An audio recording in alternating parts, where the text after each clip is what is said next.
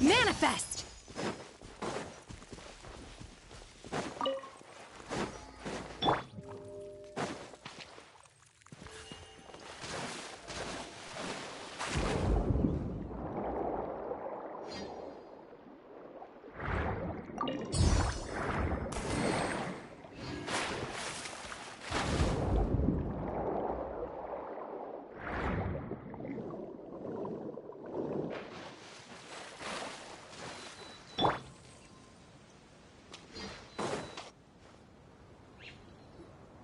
So, are these the ruins the knave was talking about?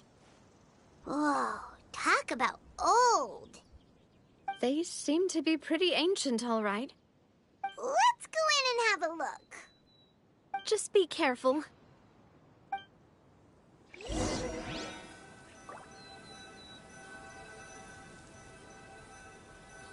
Obey!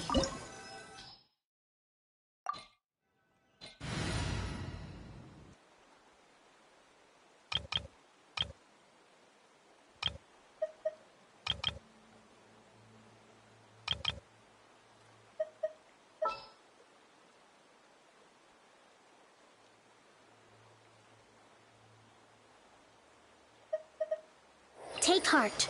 Victory will be ours.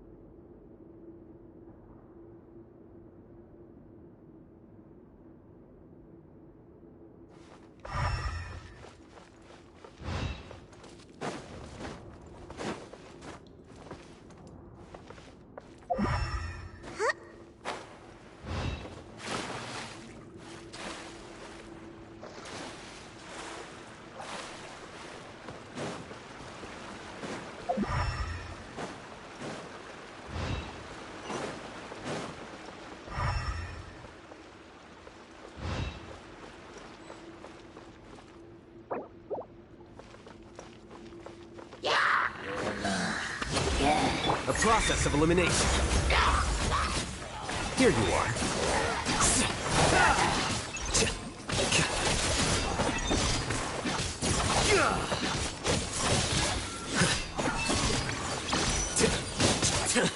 How bold.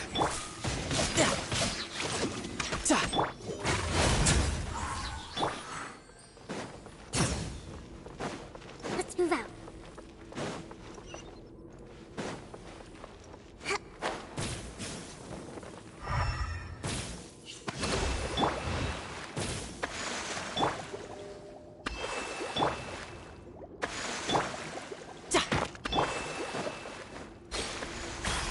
What?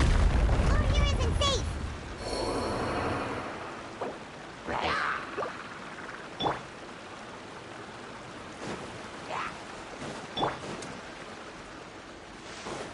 Shouldn't let your guard down. Who's next?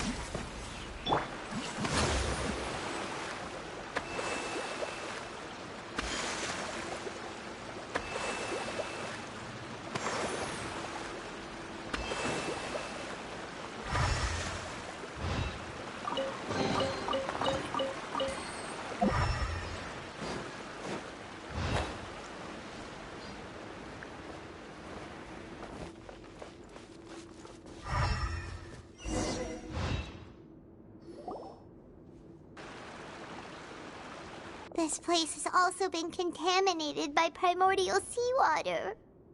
Yeah. And a lot of it, too. A Fontanian would most likely dissolve the moment they fell in. Right! You can't go down if there's primordial seawater. It's too dangerous, and it won't be any help for you to just stay here. Don't get my wrong. We're not saying you're useless. It's just that... No, you're right. I can't do anything in this situation. I'll leave this to you.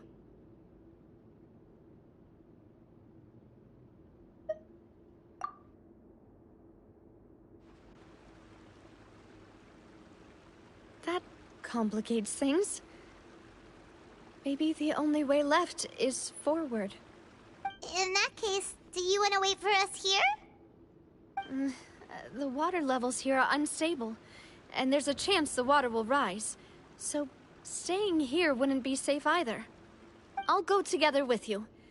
Perhaps we'll find the exit just up ahead. All right. Come with us for now then, but please be careful.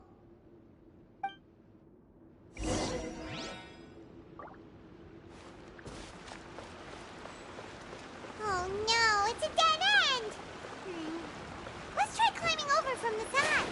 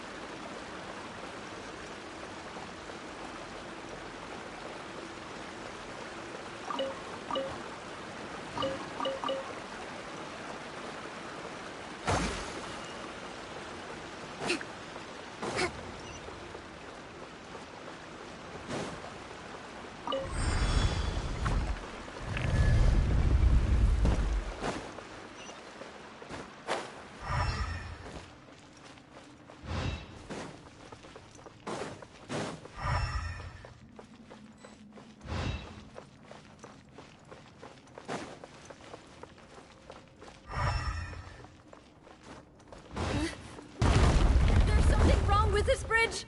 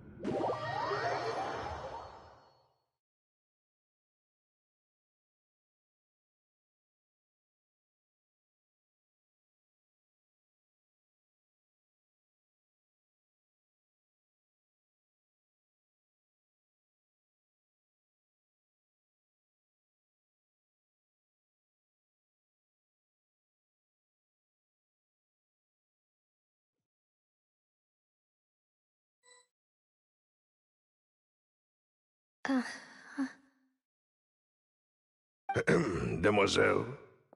Huh? Demoiselle, what are you doing here by yourself? Would you be standing here till dark if I hadn't come to get you?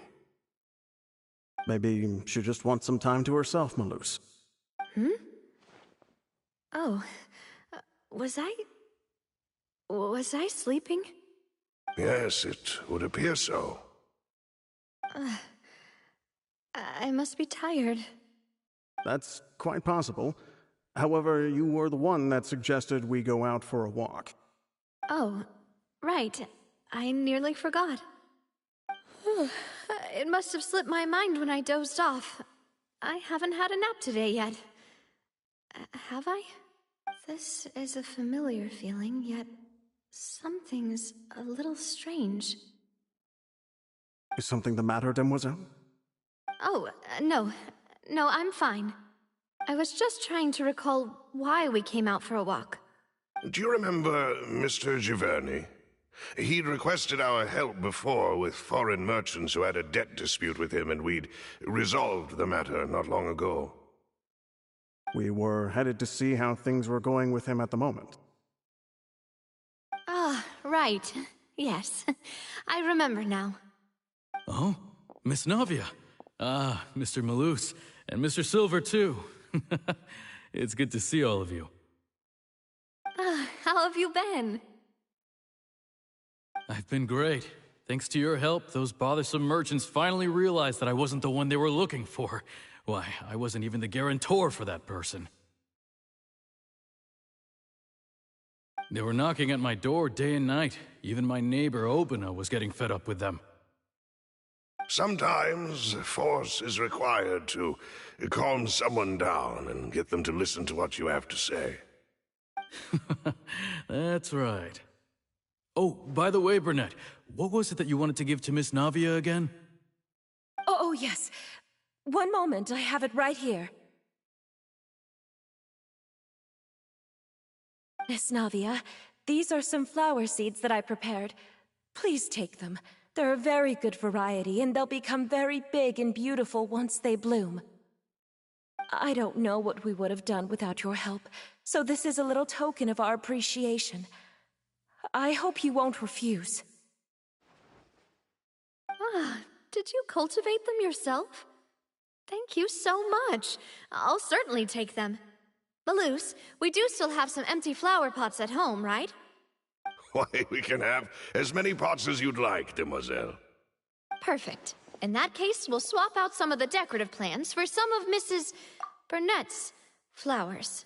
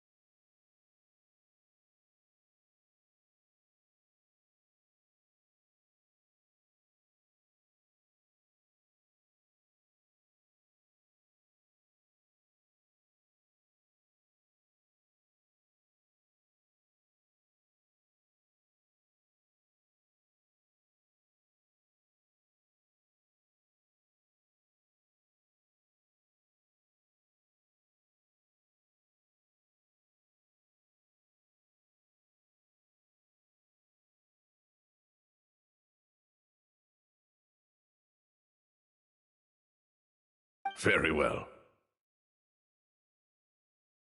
Wait. Something seems to be off here. Excuse me, madam. If I'm not mistaken, your name is Burnett, correct? That's right. Is something wrong? No, it's nothing. This is the first time we've ever met, but your name seemed familiar to me. I must have heard it when I was discussing things with your husband previously. I've heard this name before. Sometime recently, I'm sure of it. And why are there so few people around here? Where did everyone go? We must mind the time, demoiselle. We still have important things to attend to today. Huh? We do? Like what? Well, now, did you forget? Miss Navia, here you are. I've been looking for you. Please, come to the Opera House. Your trial is about to begin. My trial? Wait, why would I need to go to the Opera House? Yes, she's right, Demoiselle. It's just about time now, so we should get going. Oh? All right then.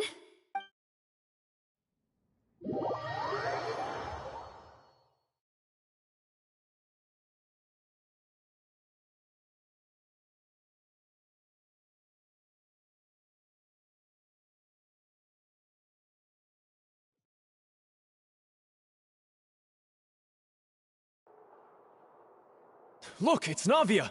She's here! And her 2 attendants are with her. Goodness, everyone's finally here.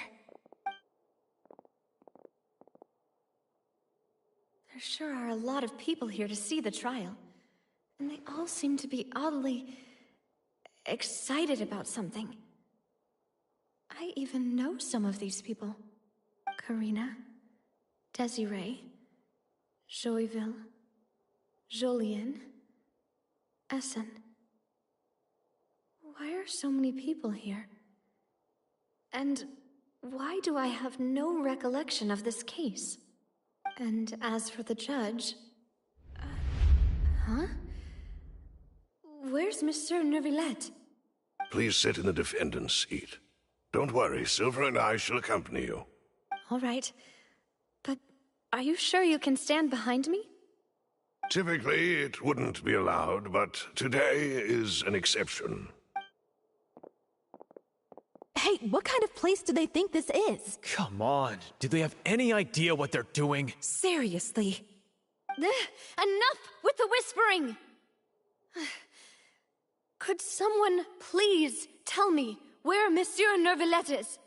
And why I'm standing trial? My dear Miss Navia, have you not yet realized what you've done? In that case, allow me to explain. As all here know, you are Master Callus's successor, the head of the Spina di Rosula, someone held in high regard by every soul in Poisson. After you took over the Spina, you treated all of us just like the late Master Callus had. If anyone in need reached out to you for help, you responded. Not only you, but your butler, your subordinates, nearly everyone in the Spina di Rosula fought for the well-being of those in Poisson. Wait a moment. Aren't you just proving that I'm a good person? Yes, correct. Absolutely right. And that is why you stand accused. You have helped so many people get through so many difficulties. You are one with us. We are inseparable. We are one big family, all of us who are from Poisson, inextricably linked. And with you being so important, we couldn't possibly do without you. Therefore, this fair and honorable court shall declare you guilty, and you shall stay here. You will be together with us forever. Huh? What are you saying? Everything you have said is correct. I have indeed done a lot for my hometown, and I would be willing to be with you all, but what is the purpose of having me stand here like this? What is there to discuss? Ah, well, if that's what you think, then I have no further comments. How wonderful, Miss Navia!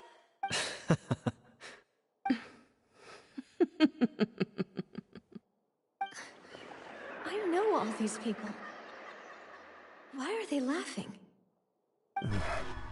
I seem to remember now. Yes, I get it. This trial is... Wait just a moment.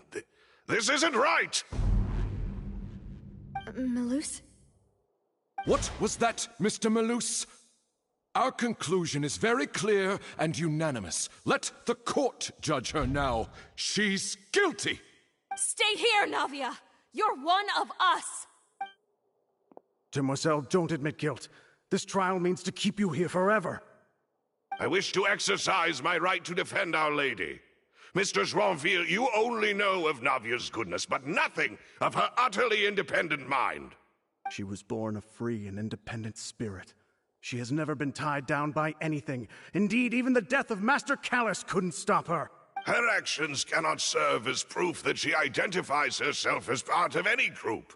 She merely acted as an individual, extending her hand to help others. Please do not mistake her actions as being otherwise. Really? As an individual, you say? Don't forget, we are all Fontanians here. This is the nation of justice, the nation of Hydro.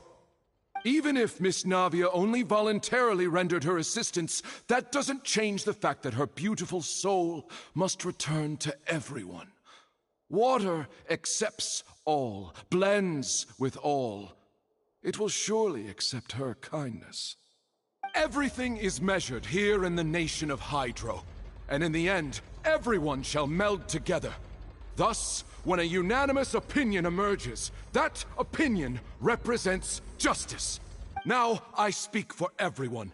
Our opinion is consistent. Navia should stay. We and Navia are one. And you would call this justice? Preposterous. You are merely jealous that Demoiselle still has a chance to exist as an individual. Have you forgotten how much you all once longed to become individuals, to become independent? Do you mean to defy our justice? If your justice is flawed, then why should we acknowledge it? As you said, we can also have our own justice.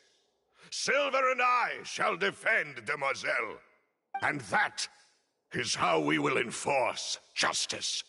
Ugh, my head... it hurts. Demoiselle. Silver, it hurts. My head is spinning. All I can see is stars swirling in front of me. I remember now. Everything that seemed odd from the very beginning. Karina, Desiree, Joyville, Jolien, Essen, and Mr. Giverny and Mrs. Burnett, who we met earlier.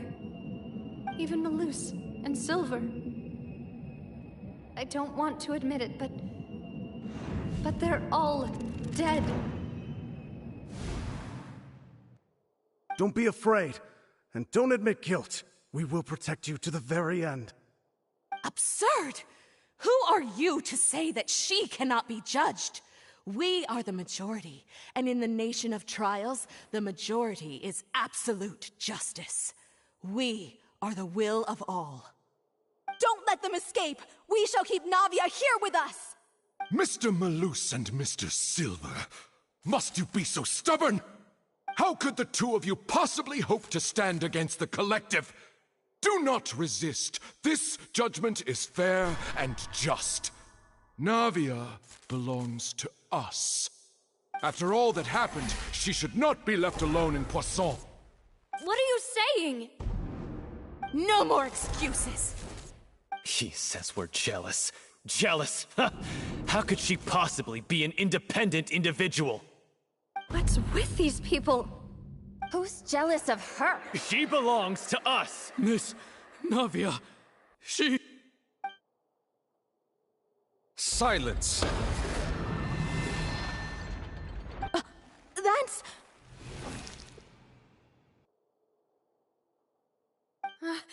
Monsieur Neuvillette! Such commotion is prohibited in the court. The accusations you just presented are nonsense and cannot constitute a proper trial. The court will adjourn for the rest of the day. In this, I shall hear no objections from any unauthorized party. Our thanks, Monsieur Neuvillette. Please leave with me, Miss Navia, while there is still time. But... Go on now, Demoiselle. This is your only chance to leave this place. What, can't bear to leave us behind or something? Malus. My apologies. I couldn't resist making one little joke once I realized that this shall be our last goodbye. Malus... Silver... Quickly, you must come now! Goodbye, Demoiselle. Farewell.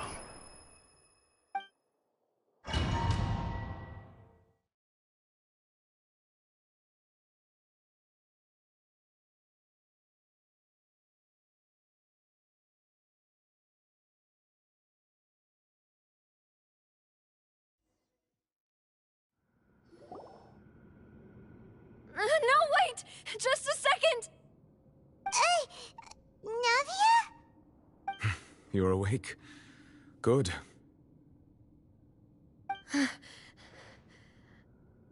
I must have been dreaming. Malus and Silver were still alive, and they were defending me at some insane trial. It looks like you're all right. Did all the sad feelings cause you to have a nightmare? Paimon could give you a hug. The ruins you were exploring suffered a cave-in. When I arrived, I found you falling toward the water. You were just about to be dissolved within, but I...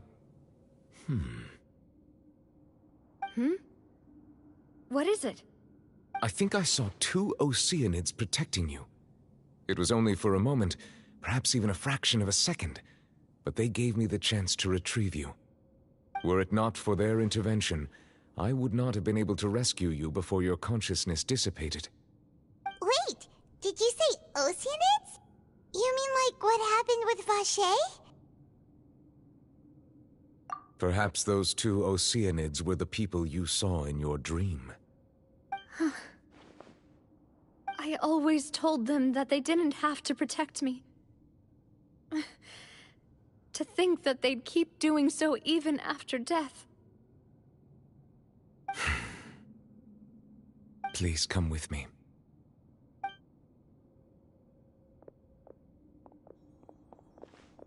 Neuvillette, are you okay? Oh, I am quite all right. Perhaps there's something we could chat about? Why do you look so stiff all of a sudden? Oh, Paimon knows. You're the type who feels awkward when there's nothing to talk about, right? I merely thought that we should give Navia some time to herself. Huh? Why didn't you just say so then? Don't you think it's even more awkward to call us over like this and then have nothing to talk about? I suppose so. Ah, Sigewinne. I hope all is well with her these days. Her work in the Fortress of Meropide has not been too much for her, has it? No way, don't worry. She's doing fine down there. She's an amazing head nurse. I see. Well, that is good. I have always worried that Sigewinne would need a lot of time to understand the world of humanity, just as I have. Oh, and the Duke also says hi. Even though Sigewinne made him do that. He hopes that you haven't been overwhelmed by all that's happened lately. Thank you. I have indeed been busy lately, and I also hope that everything is going well in the Fortress of Meropide. He still doesn't know what to talk about. Let's chat about something else then. So, Neuvillette, you're probably quite the swimmer, huh? Yes, of course. This isn't going anywhere. Let's try something else. How did you find these ruins? Did the knave tell you? Yes, in fact. I had arranged to meet you in Poisson, but when I arrived, I discovered that the Fatui were helping the residents evacuate. They had even transported a large quantity of supplies to the area. Amid my astonishment, I ran into the knave, and we had a chat. She informed me that she had asked you to investigate the ancient ruins here. Yeah, we originally planned to meet up with you, but we thought you might still be busy with all those official documents. We didn't think exploring the ruins would take very long, and who would have thought you'd wrap things up so quickly?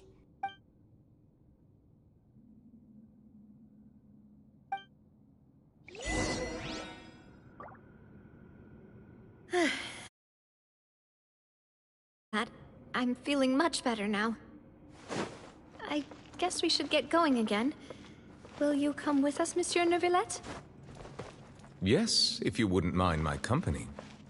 All right! Another one joins the party! Let's get going then! Let's move out.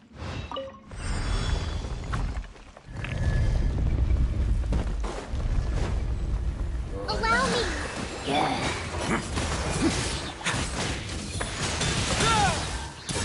Get a little chilly.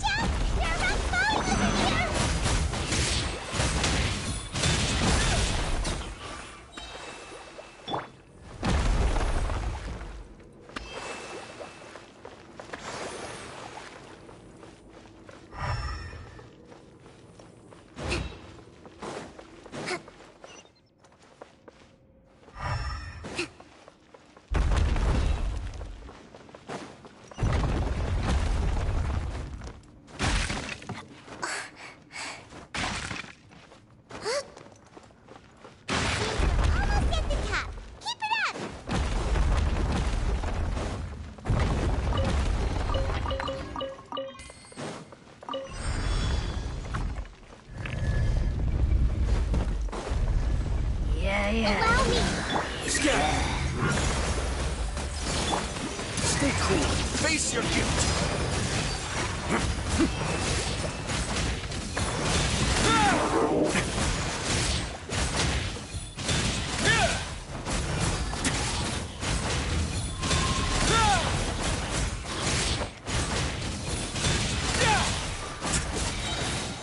Away now. It's going to get a little chilly.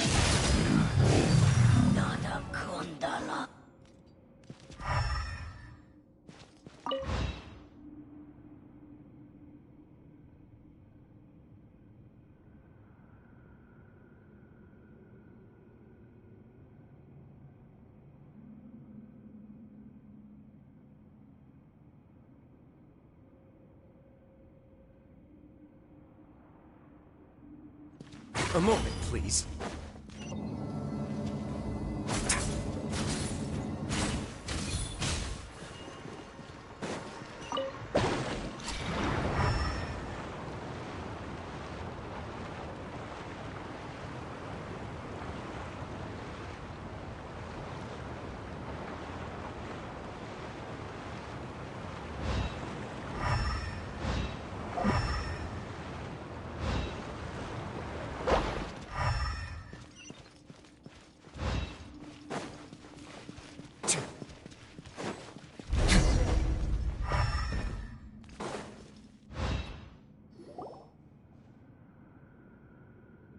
Looks like we've reached the end. This is the place. There should not be any other hidden spaces in the vicinity. The path sure had some twists and turns, but it turns out that this place isn't actually that big.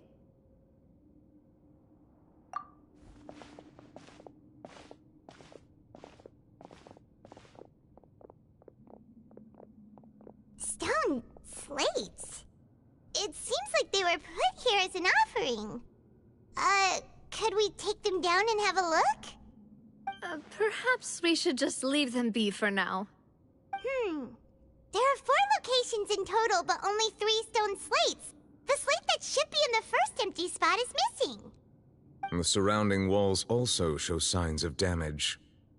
There's something written below. Let Paimon see. Reason dictates that this nation be destroyed. I shall record the history of its future here in its past. Say what? It feels like someone left these slates and these words here for a purpose. But does he mean that Fontane should be destroyed? That would fit the circumstances dictated by the prophecy, yes. Indeed, the slate's contents correspond to it. Take the second slate, for example. There's a person kneeling here. She seems so dedicated.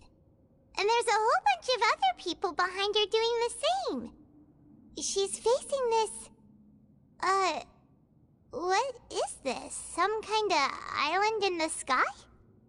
And is that Lady Farina in the third image? Did the Hydro Archon fall into the water? And is that a ring of people around her? Paimon doesn't quite get it. Are they all in the water? The fourth image. I know this one. This exactly matches the content of the prophecy. The people will all be dissolved into the waters, and only the Hydro Archon will remain, weeping on her throne.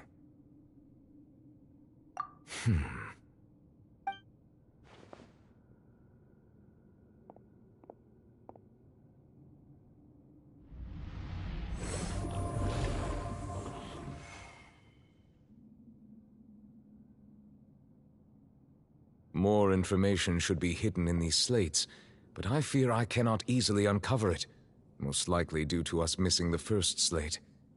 I am very sorry. Don't blame yourself, Monsieur Neuvillette. Deciphering ancient stone slates isn't one of your duties. Ooh, Paimon's getting the chills just looking at these slates. This says that it's the history of the future, right? That means the prophecy's sure to come true. I really hope it doesn't mean that. Still, Paimon feels like these images are kind of weird when you look at them together.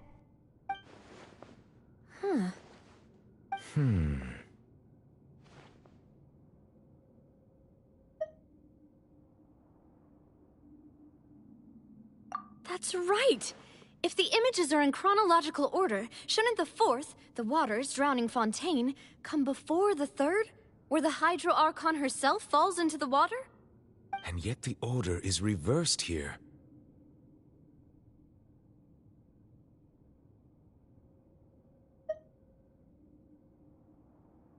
If we go by timing, Lady Farina only emerges in the third image. That means that the person in the second image might be the previous Hydro Archon. Egeria, then. I had never met her, but her appearance here does match the records. The previous Archon kneeling before the floating island in the skies, as if confessing a sin. Did she herself commit that sin? And if not, why would she be in such a posture? Also, I'm still wondering why these ancient stone slates are here at all.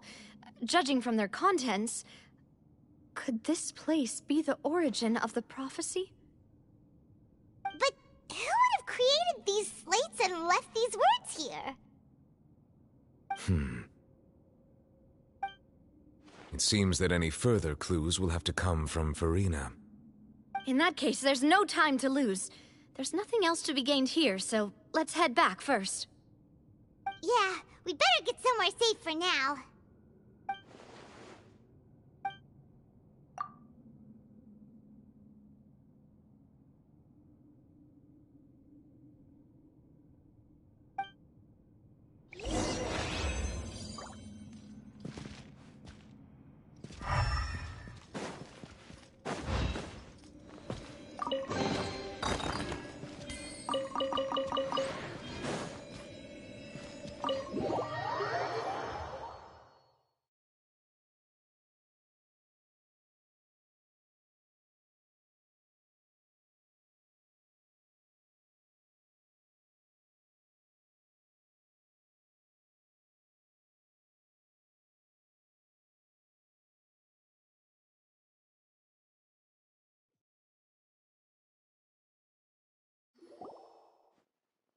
Let's split up here.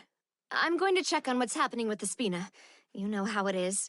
There's some things you just need to be there for yourself. You still have energy for that, Navia? Paimon's already beat! Just head back to the Fleuve and have a rest then. Thanks for keeping me company all this time. I'll depart as well. Thanks for your hard work today.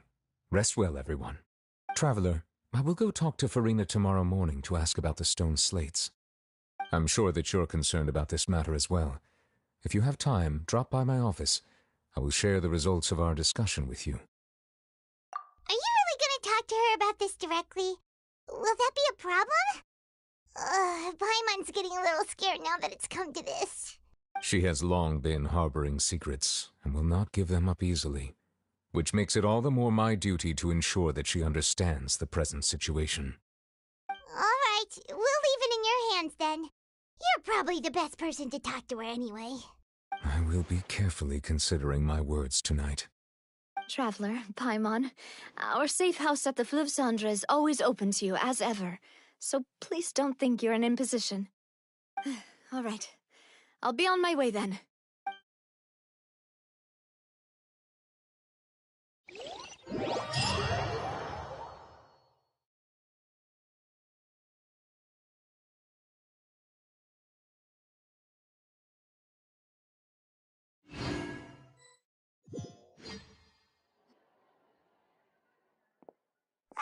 We're finally back! Welcome back. We've got a special menu prepared for you two tonight. Yay! And there's good food too! No, the boss is the best. Ooh, desserts! Nice, these are all Paimon's! Paimon's already starting to forget what happened today. Oh, that voice. Is that who I think it is? Huh? It's you two. What are you doing in Fontane?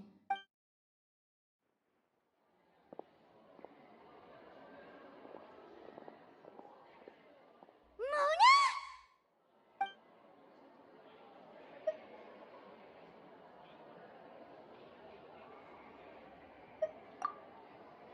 Seriously, nobody just uses a scry glass whenever they've got time to just see who they'll meet on the road. Still, we didn't expect to see you here. Wait, you're not a Fontanian, are you, Mona? Well, I have some business to attend to here, so I booked a hotel in the city. I was just out for a stroll when I bumped into you. Quite unexpectedly, if I might add. Why did you think I was from Fontane, though? Is that because Magistus doesn't sound much like a Mondstadter surname? Yeah, let's go with that. Well, I used to have my own surname, which was, well, some other thing. Either way, the old hag told me when she took me as her disciple that the first step to being a great astrologist's pupil was to change that name. There was nothing for it, really. She really is amazing at astrology, so I changed my name to what it is now according to her wishes. To my surprise, however, Magistus is not the name of some ancient house or clan. It isn't? Nope. Although it is used by us in place of surnames, it generally just means great. Wow! Imagine including a boast in your name. Wait, are you gonna have to put that into your genealogy as well? I reckon so. In any case, I'd give my disciple a name like this as well, if I were to take one. Astromancer Barbeloth Trismegistus. Whoa, that's a long one. Does it also mean great or something? My name means Mona the Great Astrologist. As for the old hag, hers is, in plain speech, the thrice-as-great Scholar of the Stars. Just take it as a title specific to astrologists. Thrice as great?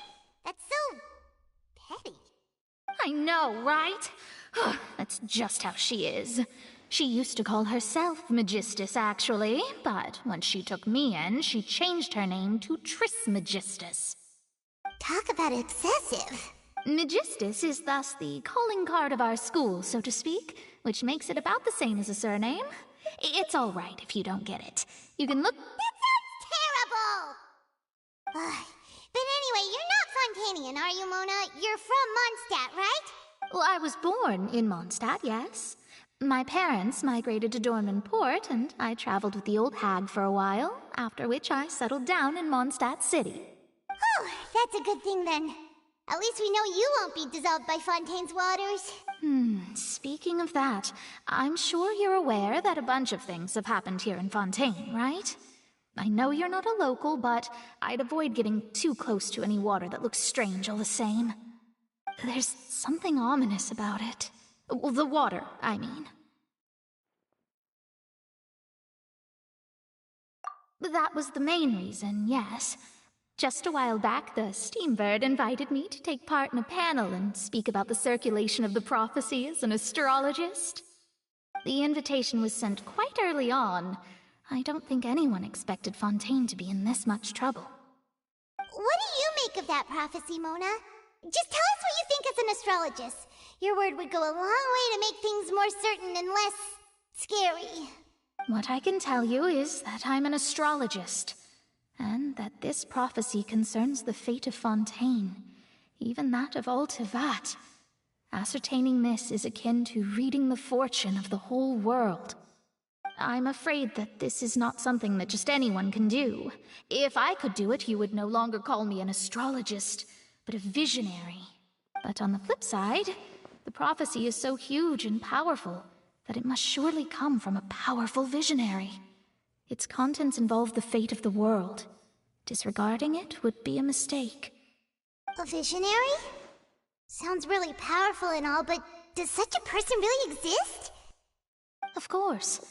The old hag could do it, and I'd bet there are others amongst those Hexenzirkel colleagues of hers who could do something similar. Huh? Are you sure? All right, I'll help you.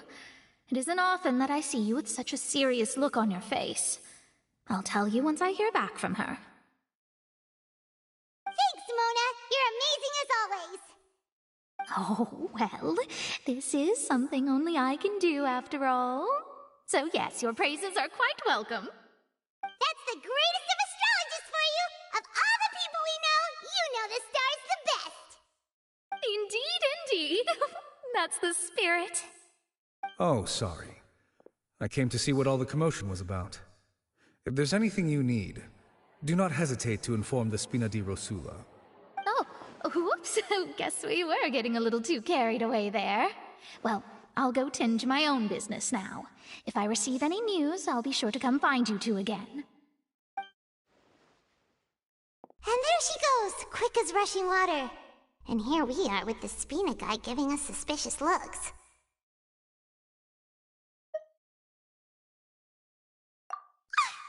If Paimon hadn't spoken for you, it'd be you getting all the weird looks. The things Paimon does for you. That's more like it.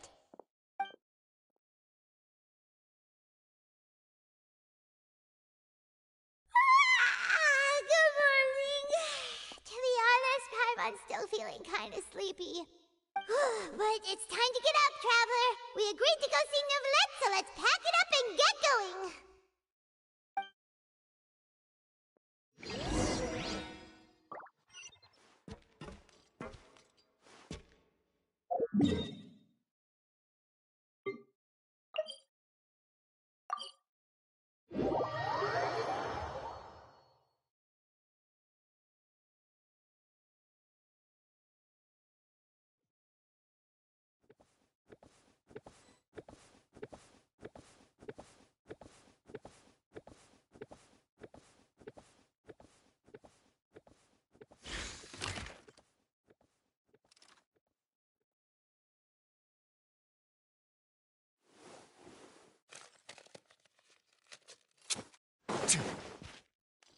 I have to keep an eye on the deployment of guards.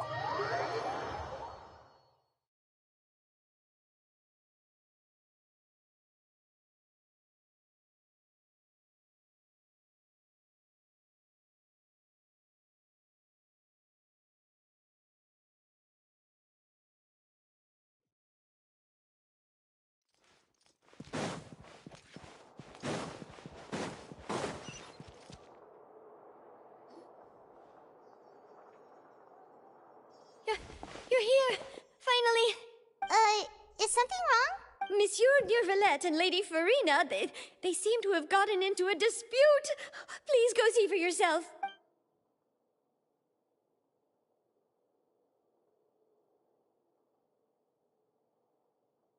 Like I said, I've already explained everything. And yet the problem has not been properly solved. There is little space for excuses between us. It is not my intention to offend you, but please, tell me where you stand. You are the Hydro Archon Focalor, are you not? Look at this. This is a list of the victims from the recent Poisson incident.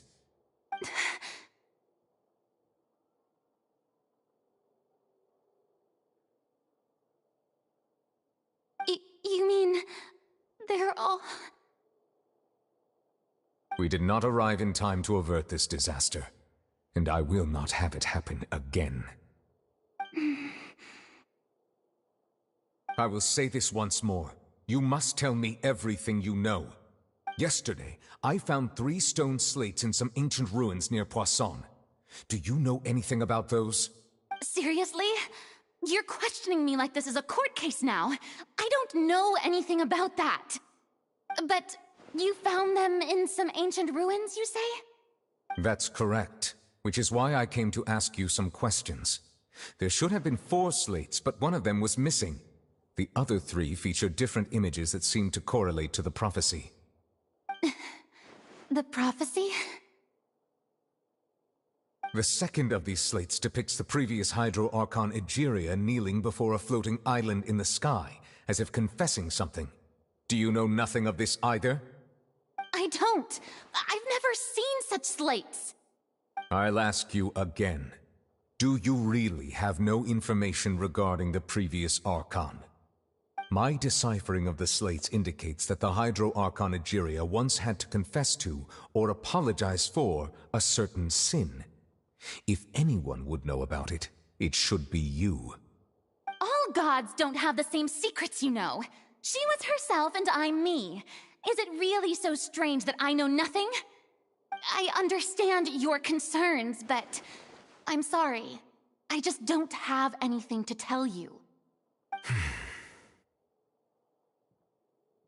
Forgive me for saying this now, Lady Farina, but I have long known of your various secret investigations into certain matters. There are several indications that you have been investigating the prophecy on the sly. This is not strange in itself, considering that you are the Hydro Archon. But it is strange that you should also claim to not know any of Egeria's secrets, as well as do nothing following your inquiries. You have never been as superficial as you have presented yourself to be, nor are you a fool. And yet, your behavior is very inconsistent.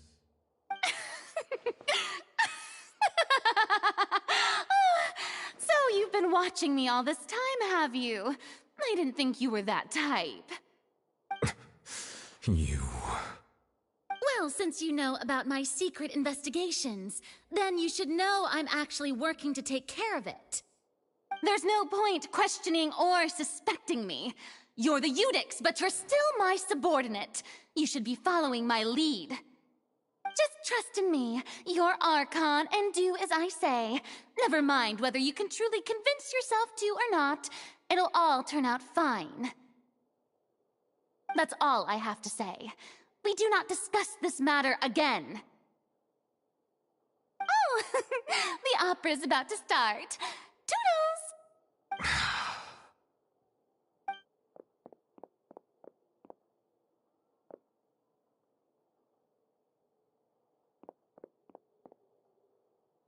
Did Farina not notice us standing by the door? Wonder what's up with her. She was smiling. Huh. She didn't seem in the mood to care if we were listening in or not.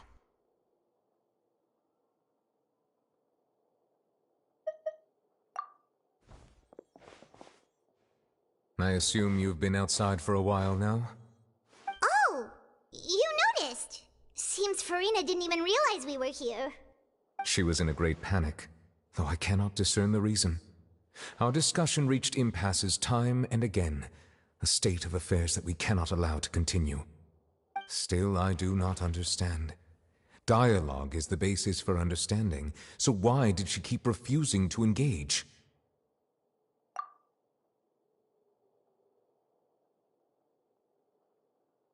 Everyone in her inner circle has noticed that she is hiding some secret. The issue is her attitude. I fear that she will not reveal anything unless absolutely forced to. We may have to create a situation in which she will have no choice but to speak. Oh? Like what? Normally, people will only reveal the truth when standing trial. Perhaps we must have the Hydro Archon experience just such a scenario.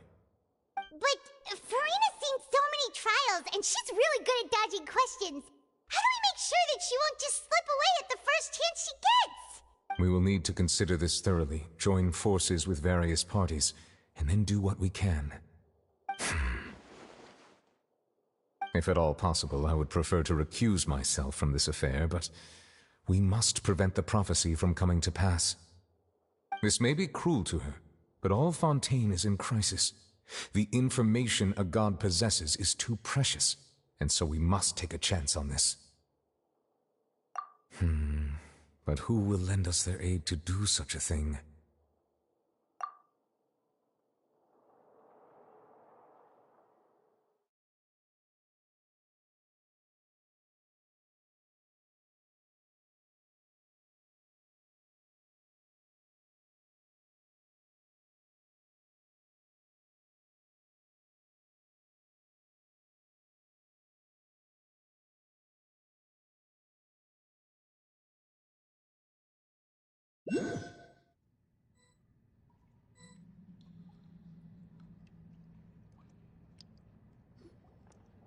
Well, that's everyone, huh?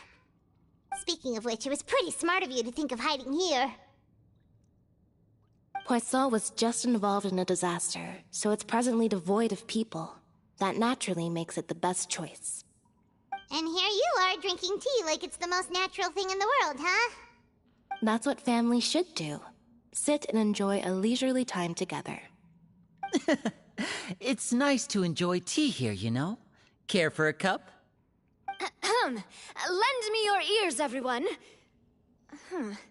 Or perhaps one of you might like to start us off. How about you, friend? Me? No, I don't think I can. Then, how about you, good sir? I fear that I will cause the mood on this boat to become as somber as it is in court. Well then, I guess we're lucky we've got a local like me to organize things. Wonderful, the spotlight at last. I guess I'll be facilitating things from here. That was a little long-winded, don't you think? Oh, you might be right. Anyway, to cut to the chase, our friend here, the Traveler, has brought us together to discuss something. As for what that is, well, let's start by saying that we'll be pooling our efforts together to create a series of traps. Oh, how intriguing. Well, it's just an expression, really. One that I just learned from Chlorand, and used on the spot. So, let's invite her to explain in detail. A round of applause, please. Huh? Didn't you say that you would be facilitating this? Oh, come now. Your work doesn't involve much public speaking, right? This is a good chance to practice. You might even pick up some fancy oratory tricks to impress your boss with in the future. I see. And what does my boss say? He is glad that you consider him your boss. Do go on.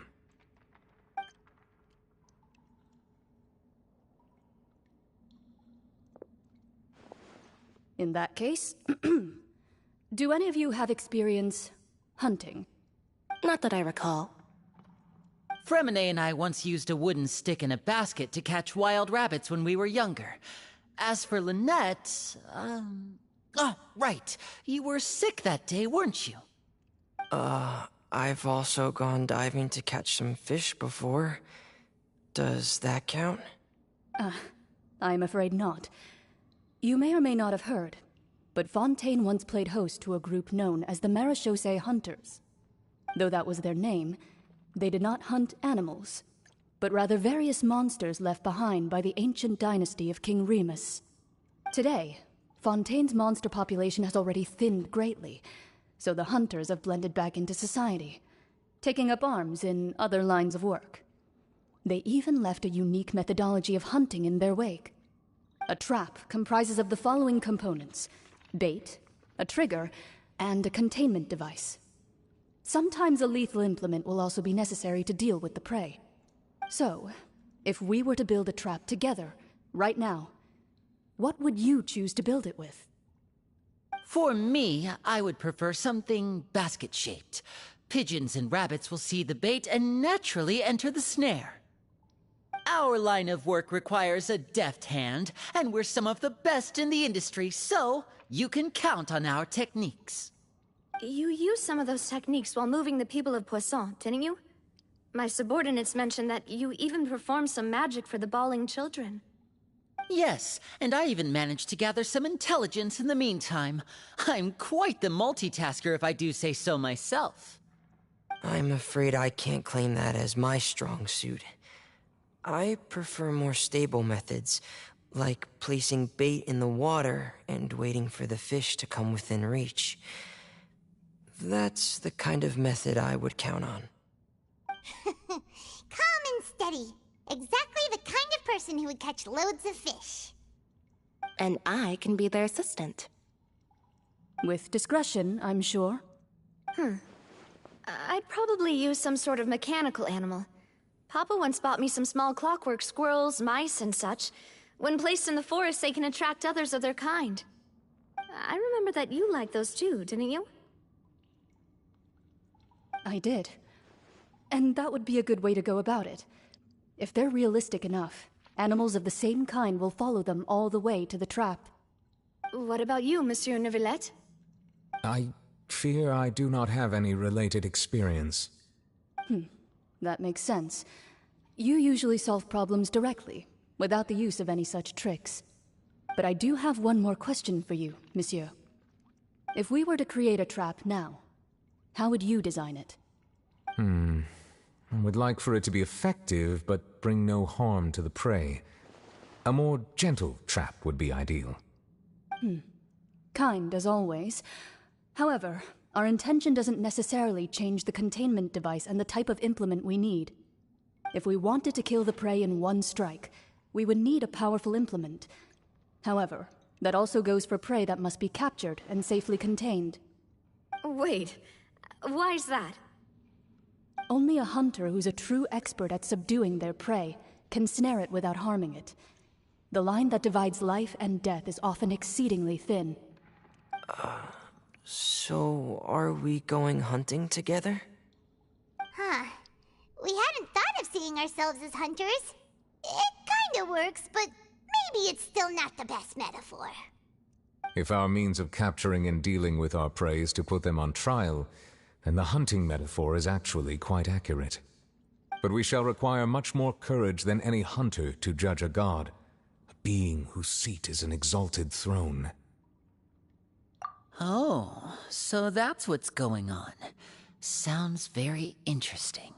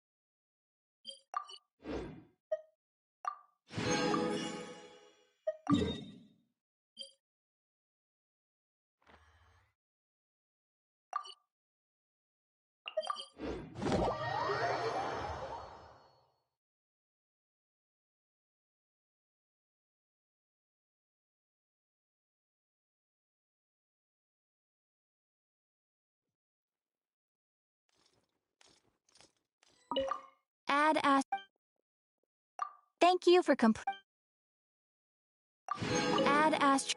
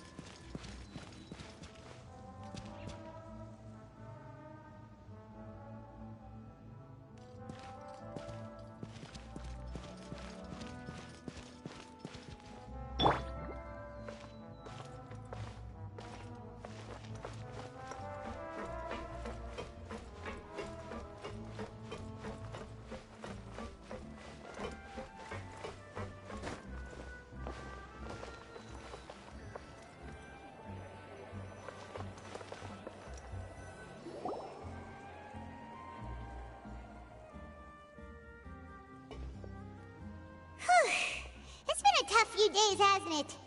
So much has been happening.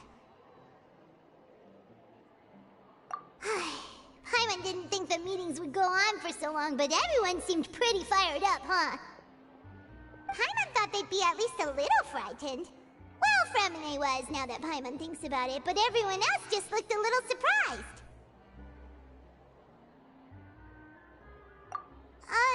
Well... It's hard to say. Paimon doesn't have any experience with this sort of thing. But with you around, Paimon sure will do great. After all, you're the most reliable person in the world, aren't you?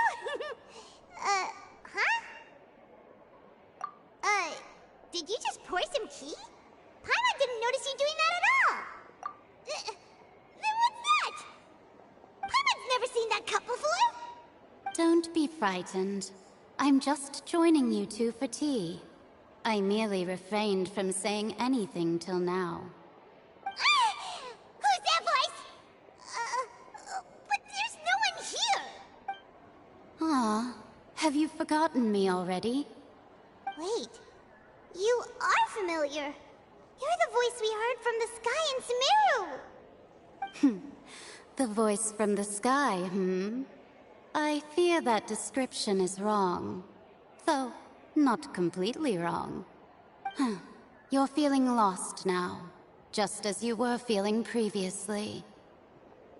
I sensed that confusion and thus came to you. Guiding people is an irresistible hobby of mine, after all. Consider me a passerby, just accepting a commission from my friend's disciple on a whim. The prophecy. Yes, what has been prophesied will be fulfilled. You may view such things as the history of the future. What? Then is there any way we can stop it? I believe you have witnessed a failed attempt with your own eyes. Can everything in Teyvat so easily be changed?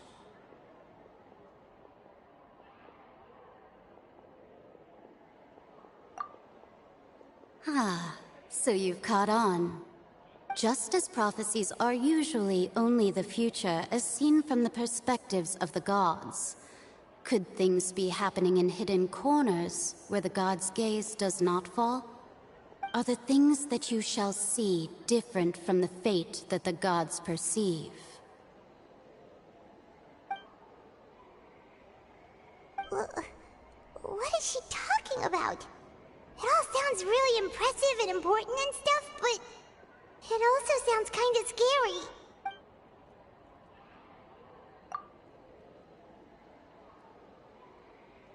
I believe that you understand, right? Some things are insignificant, but others you must reach out to change.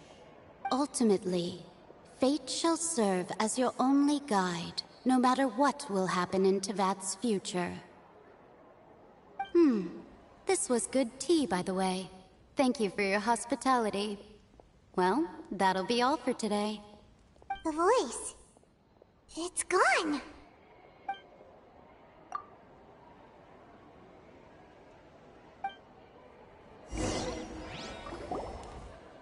What?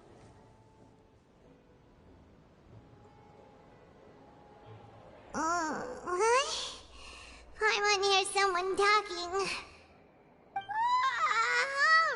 All right, coming. Hey, it's you who's getting lazy, okay? Well, I see I've walked in on some lively banter. Mona! Fine, just fine. I went to take part in that Steambird panel. It turned out to be more interesting than I expected. Not all Fontanians are pessimistic about this. One journalist mentioned that sitting around and waiting for the end to come would be wrong, and that they should make their own rescue preparations. I agreed, so we had a brief chat with her. Did she have pink hair by any chance?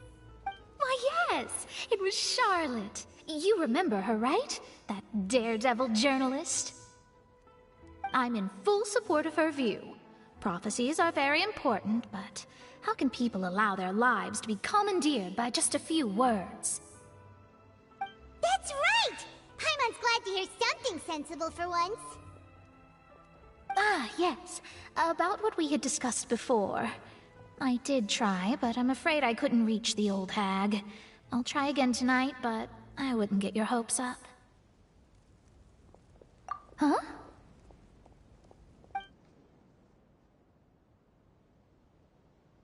Goodness gracious.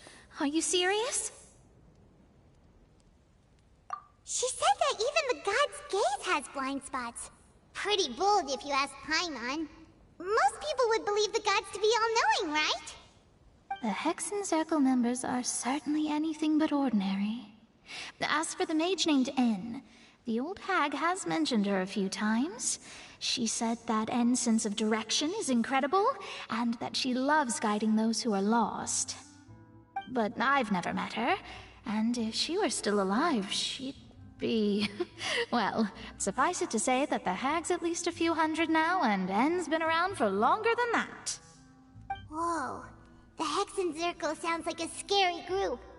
But they must really stay in shape to live so long. Their abilities alone are pretty terrifying.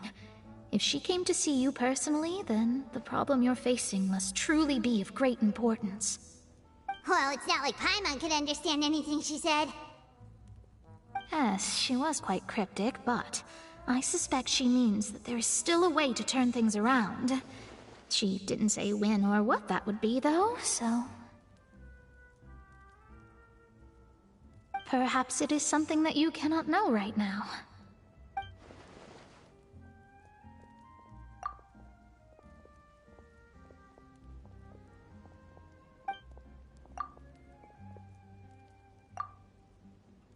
Traveler, Paimon, are you two all right? Oh, we're fine. We're just a little down right now. It kind of feels like the end is coming, you know? I see. I feel that same sense of desperation, too. I guess you could consider me someone who has often witnessed fate. So far as I have seen, it cannot be swayed. But even so, I still hope for, and believe in, miracles.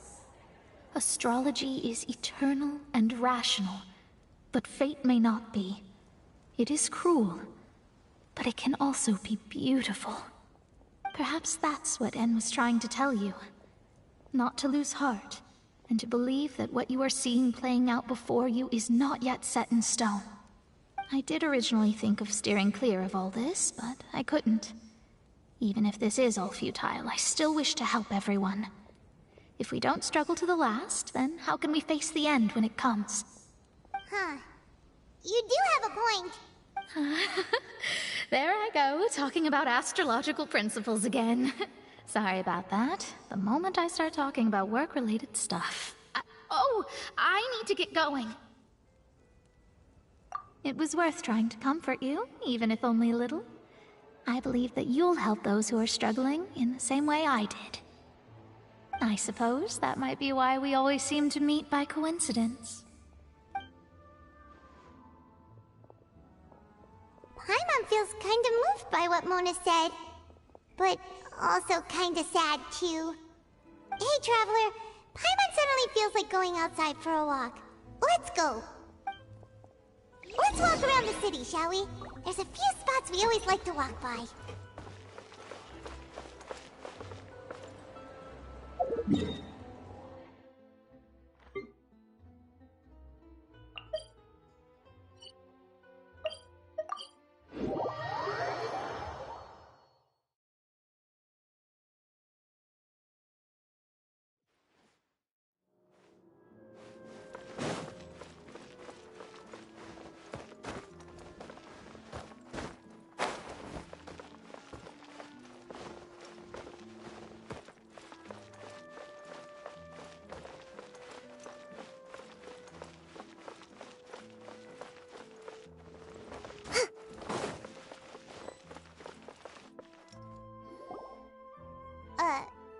Huh? Our names are written in this newspaper. Let Paimon see! The underwater stronghold, the Fortress of Meropide, has continued in its noble autonomy, but that does not mean that others cannot interact with it. My recent attempts to enter the fortress bore little fruit. Guess Charlotte still hasn't given up on that. Thus, did an Outlander friend become the focus of this report, a blonde adventurer with their white fairy legends trailing in their wake. It is said that this mysterious traveler once visited the underwater fortress. So while the fortress's interior remains a mystery behind closed doors, do not fear, for the tales of the traveler contain surprises in spades. Journalist Charlotte's biggest scoop yet, the Traveler's Trail, World Walker. Charlotte took so many awesome photos of us and we never even noticed her. She hasn't been able to get a hold of anything at the fortress, so since we're easier to find, she's using us as the subject matter instead? Ugh, seriously? Well, fine. Those headlines and photos do look cool, so Paimon will forgive her this time.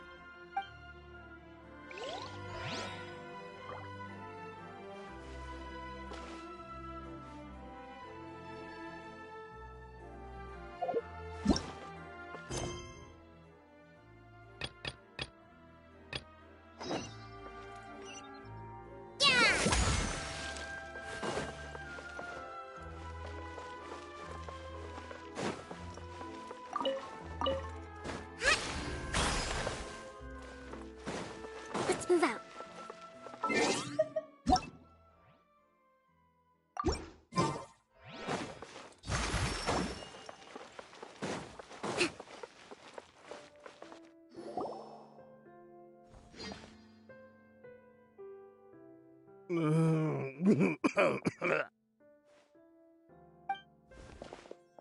You okay there?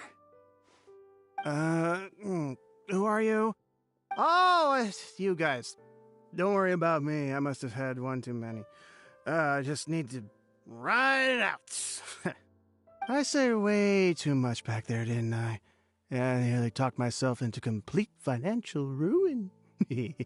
Note to self, no more drunken chats when Lorenzo's around. So, he was serious about threatening to cut you off? Paimon knew he was a bad egg! Hey! Keep your voice down. Don't go prying into Lorenzo's personal affairs. Bad things happen to people who ask too many questions. Or make an enemy out of him. What kind of bad things? Don't even ask. I'm sorry. I'm gonna have to cut this conversation short. I'm not crossing that line again. And take it from me, trouble with Lorenzo is one thing you don't need in your life. You saw him flare up back there. I don't know what you said to him, but clearly it touched a nerve. That's not a good sign. You're too young for this. Don't get in over your head. I'm leaving.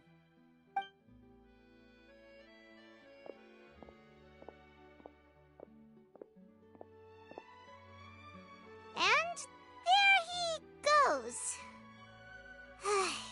What do we do now, Lenny? Shh! I think we're being watched. Someone was listening in to our whole conversation. Don't say anything and don't look back. Any altercation in the city will attract the guards. We'd better take this elsewhere. We're here!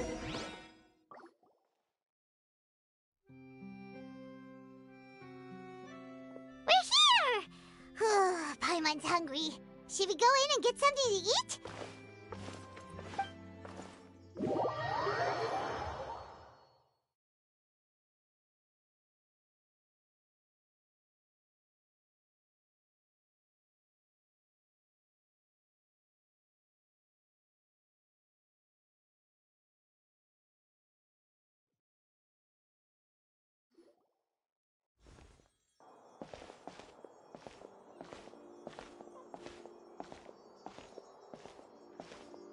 Hey, quick! Look! That's the limited edition only 16 slices a day cake! It was so delicious the last time we tried it! Despite the tense situation we were in, let's give it another go! I'm sure it'll be great! One slice of cake, please.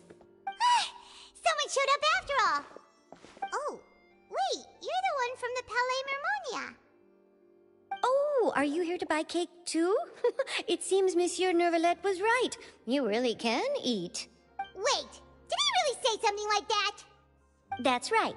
Even he has his own preferences when it comes to food. As for me, I love the cake and coffee here. Do you come here often? Usually every day. Every day? It's part of my daily schedule, apart from work. I shall have my cake and coffee. Then what if someone told you one day that this place would be closing soon, and you wouldn't get to eat cake here anymore? What would you think? But why would it close? Well, Paimon doesn't know either, but maybe the waters will rise tomorrow. You know, like in the prophecy. Oh, the prophecy. To be honest, I haven't paid much attention to that. No, still, even if there'd be no more cake tomorrow, that wouldn't keep me from having some today. No, it's the same for eating in general. You might not be able to eat tomorrow, but if you can do so today, then you should carry on. That's what people call living, you know. Huh. Don't be sad. Excuse me, could I have 2 more slices of cake to go? These 2 slices are for you. Sijuin said that this kind of expression you're making is what humans call being sad. Oh, you know Sijuin? I sure do. She was born before me, and she sometimes comes to the surface to teach us things about humans.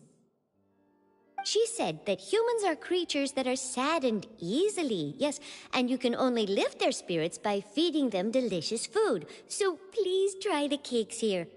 I've got something else to do, so I'll be going now. You two try to stay in a good mood after eating, all right? Bye.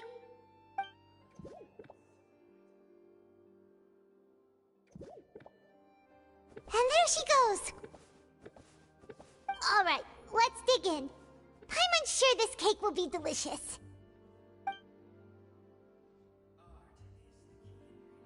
It's more delicious than last time, and the flavor gets even better with a sip of tea.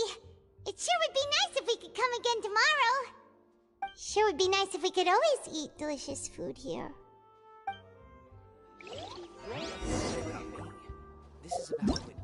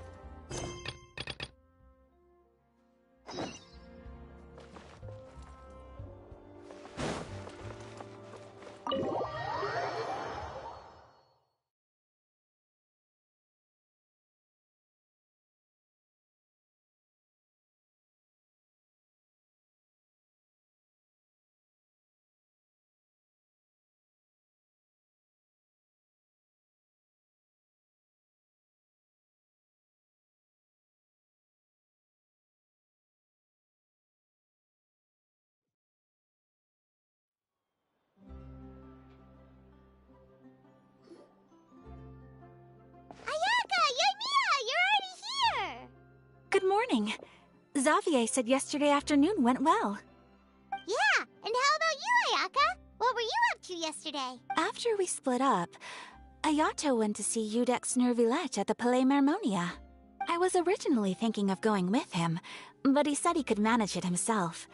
He told me to go see the sights around Fontane and to enjoy the local culture. So I rode the aqua bus with Yoimiya and visited the opera house on Aranias Island. Yeah, you wouldn't believe what we saw there! 2 mechanical puppets that were dancing together! You've already seen them, right?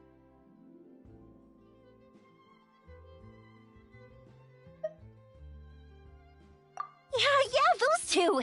Amazing, aren't they? We sat and watched for quite a while.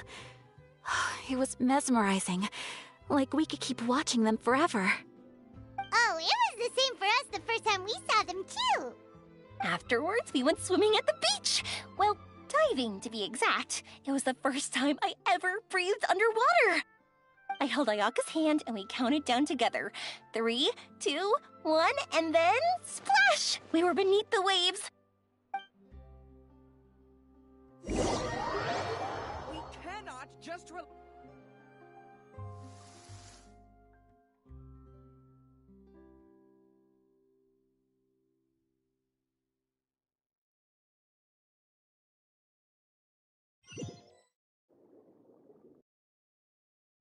At first, I didn't dare to open my mouth.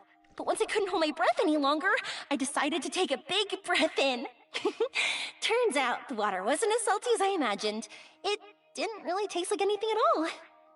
Before I knew it, I was breathing like normal down there. It was an amazing feeling. Ayaka said I was too nervous and needed to loosen my grip. She got used to everything way faster than I did. I knew that the Traveler could do it, so I had no doubt we could do it too. That helped me feel at ease as soon as we dove in. The underwater world in Fontane truly is beautiful. I love seeing the romaritime flowers blossoming underwater, like little candles lighting up the streets at night. Yeah, and there were so many creatures that we've never seen in Inazuma. Like those fish that shimmer like a sword blade. Whoosh! Oh, and those big fish that call when they see people. Ooh.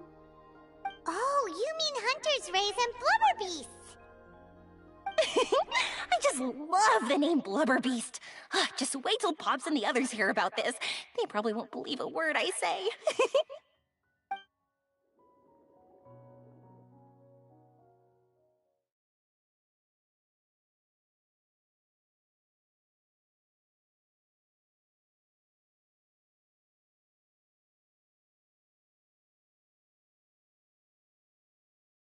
Oh, we're near the Seabird off.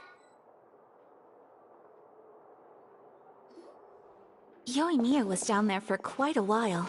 It was dark before we finally rode the aquabus back to the city. I figured she'd want to sleep in today. Yeah, even I was worried that I wouldn't be able to get up. I still felt like I was drifting in the waves when I went to sleep last night. But as soon as I woke up today, I remembered that we'd all be shooting a film together, and I was ready to go. Speaking of the film, where's everybody else? My brother and Xavier were speaking to the restaurant owner about using the place as a filming location. They should be here soon. As for the others, we're here. Please excuse my tardiness. I just finished the Special Patrol's 6-mile morning jog. Wait, 6 miles? I'm so tired. I heard you all chatting, so I decided to come down. I sure could use some of that endless energy everyone else has. Good morning, everyone. Morning. Can someone fetch me a cup of coffee? More milk, hold the sugar. Sure, I'd be happy to do that for you. No, you can't go anywhere. Please, have a seat over here so I can get started on your makeup. The last thing I want is coffee stains on my costumes. I can get the coffee. It's the perfect job for an assistant.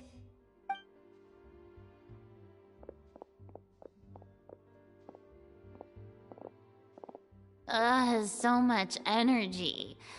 Seriously, what's her secret? Oh, Yoimiya's always like that. But you sure look exhausted, Farina. It's because you're not used to waking up so early, huh? Of course not. I spent the whole night reading the novel from cover to cover, marking sections that either need to be omitted or adapted. Wow, Paimon didn't expect you to be so thorough. Well, I was the biggest star in all of Fontane after all. It takes more than just a pretty face to earn a reputation like that. I know how to get serious when the situation calls for it. I went all out when I was acting as an Archon, so why wouldn't I do the same for my own life? Here's your coffee, Director Farina.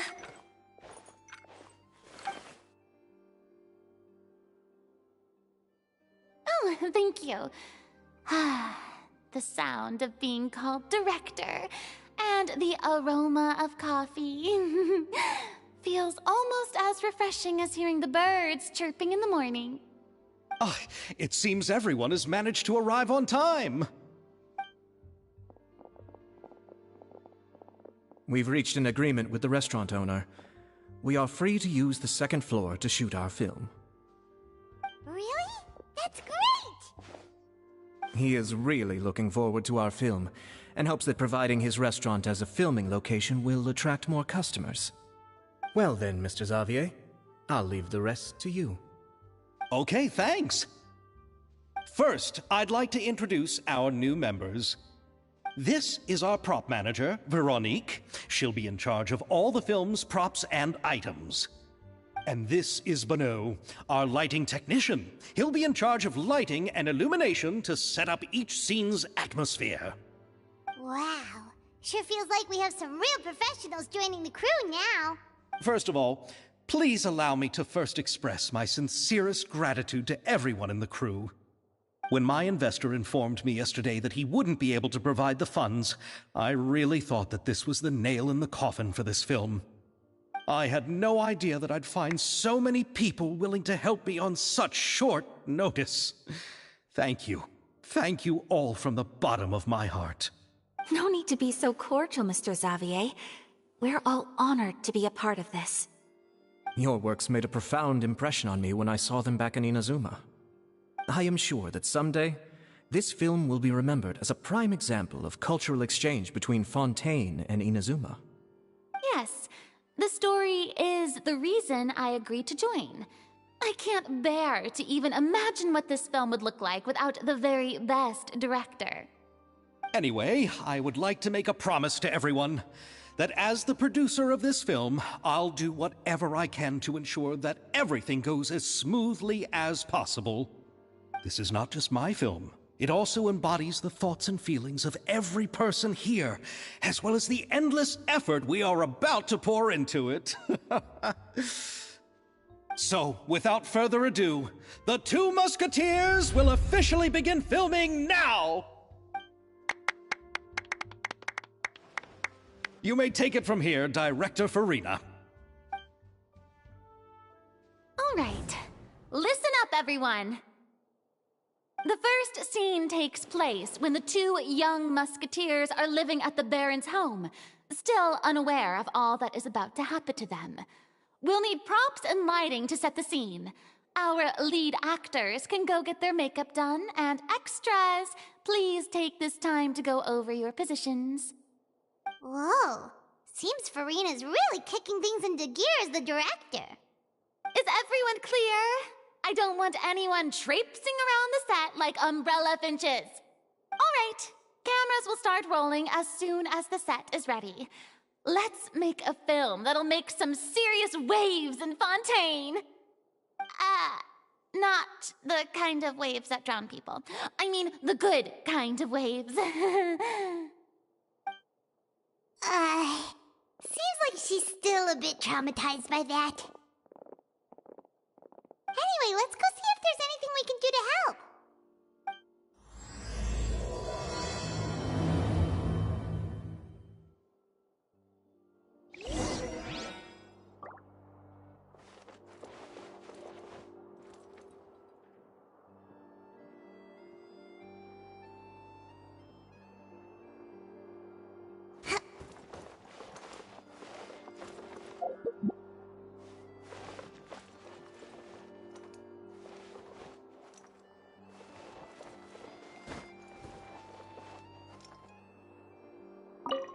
I don't need any help here.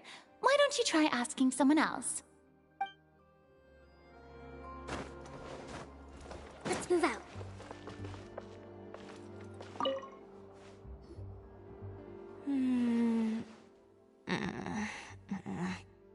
Ayaka has mentioned you to me before. She said that you two were great friends when you were kids. No talking. I'm thinking about how to do your eyeshadow.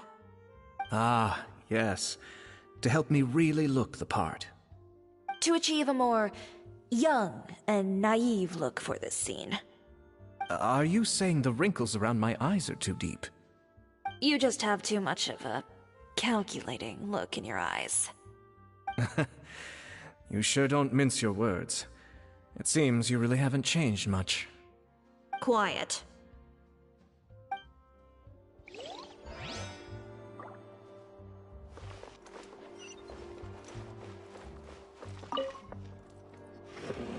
How about here?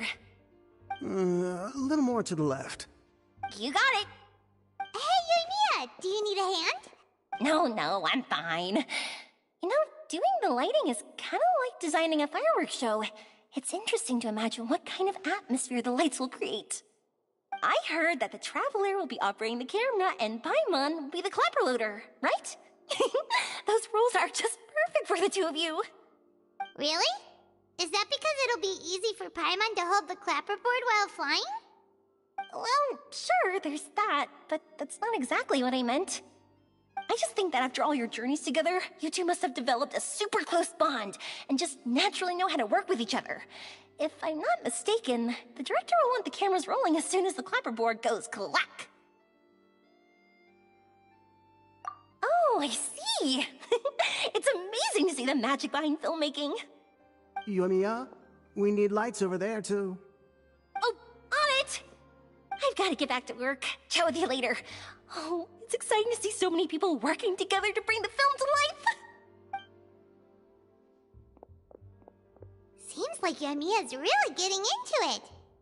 But she was right. We do have a super close bond, don't we? Paimon's really happy to hear that.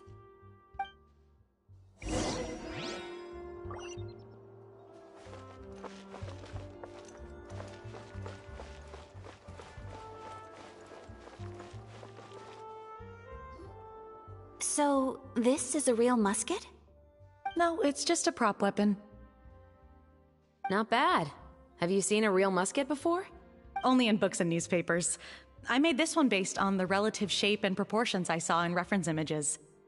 When we're filming, some special gunpowder will be applied around the muzzle, which will help create the flash and smoke effects of a real gun being fired. Which means it'll be up to the actors to portray the recoil. That's right. The sound effects for gunshots will also be added in post-production. Thank you, Veronique. I think I know where to start now. However, the musket's gears and firing pin could still use some work. Adding some wear on the metallic components will make them appear more realistic. Also, be sure to rub the muskets with some oil each time before we start shooting. That'll give the impression that the firearms have been well maintenanced. Good point. You seem to know a lot, Miss Chevres. I assume you use these types of firearms on a regular basis? Yes, I perform routine maintenance on my weapons every day. Just like we as people need to eat and sleep, muskets need to be cleaned and maintained. I also perform similar care for my sword every day, and familiarize myself with its shape and weight, to the point where it feels like a natural extension of my body. Yes, this way, our weapons will never betray us in the heat of battle. Yes, well said. It seems we have the same philosophy on this topic. Oh, sounds like they found a common interest to talk about. Though these props differ from the muskets I use, I can still give you some pointers. Good. I look forward to your instruction. First and foremost, never point the weapon at anyone, regardless of whether it's a real or prop weapon, or whether you're holding it or it's on the table. This holds for any time when you're not actively engaging an enemy. Okay, understood. When aiming the musket, extend your arm so that it's level with your shoulder, and use your eye to look down the weapon's sights. Like this? Not bad. Now, try saying your lines. This is the end of the road for you. Good. Now turn your body a little. That way, you'll give your enemy less of a target to work with. And relax your shoulders. Here, allow me to demonstrate. This is the end of the road for you. Huh. Excuse me, Miss Chiori. Director Farina, there's something I wish to discuss with you. Oh? What is it? Like this? Yes, much better. What do you think? I do see your point. But are you sure you wish to do this? I believe it would be most fitting. Well, if you insist. All right, I understand. Miss Ayaka, Miss Chevres, could the two of you please come over here? Huh? What's going on? Are we gonna start filming now? Let's go see. What is it? I have a question for you, Miss Chevres. Would you be willing to play the role of a musketeer? What? To clarify, I would like to turn over my role to Miss Chevres. But brother... Don't worry, Ayaka. I actually view this as a good thing. I was becoming troubled trying to set aside some time to speak to the staff at the Palais Mermonia. I would like to have some conversations about the cultural exchange between our two countries, and I've heard that the bureaucratic process here can get rather complicated. Now, I will be able to focus on my work. Besides, you also know that I'm not really one for public performances. Are you really sure? From a director's point of view, I also felt like the relationship between the two musketeers in the original story could be improved. The older brother in the story plays the lead role with his overbearing character, but this causes his character to overshadow that of his sister, and the theme of the two supporting and relying on each other isn't conveyed very well. But if we were to change the siblings to two sisters of a similar age, then that aspect of the story might come through more clearly. Also, I've seen you instructing Ayaka. That cold and dignified personality is exactly what we need for the older musketeer. Of course, even with all these insights, the decision should still be made by Miss Chevres. Chevres mentioned that she really likes the story, right? Paimon bets that she'll take the role.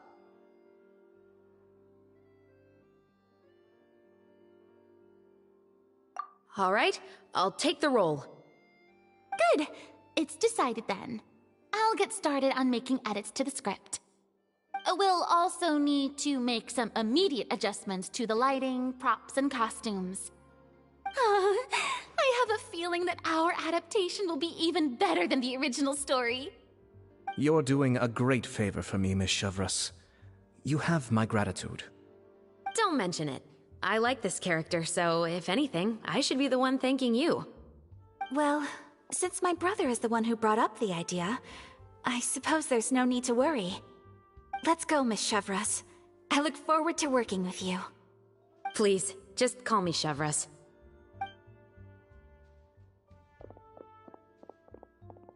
Seems like you're really going out of your way to solve the problem I was having with your makeup. Surely you jest, Chiori. I assure you that I was mostly motivated by a desire to spend more time on formal business. Oh, come on. You really think I'd buy that? According to what I've heard from Ayaka, her brother is someone who can juggle 10 different matters at the same time. I'm sure you have other reasons for backing out. Perhaps. Ayaka always said she wanted to go out and see more of the world, just like the Traveler. But I feel that she needs not only to see other nations, but also to make some different kinds of friends. I think it would be harder for her to make new connections with me constantly by her side. I would like to give her some space. Alright, go on. Spoil her some more. Ayato! It's too bad you're stepping down from the role. Paimon really wanted to see you act as a musketeer.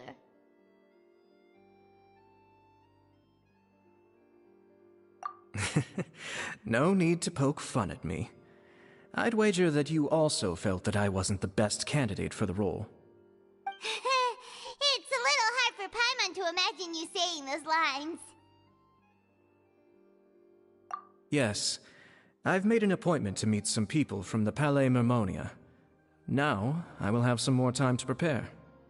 Traveler, get the camera ready. Paimon, get the clapperboard. Actors, to your positions. We're about to start shooting the first scene. Go on now. And please take good care of Ayaka. Yep, don't worry. Thank you. I look forward to seeing the film when it's finished.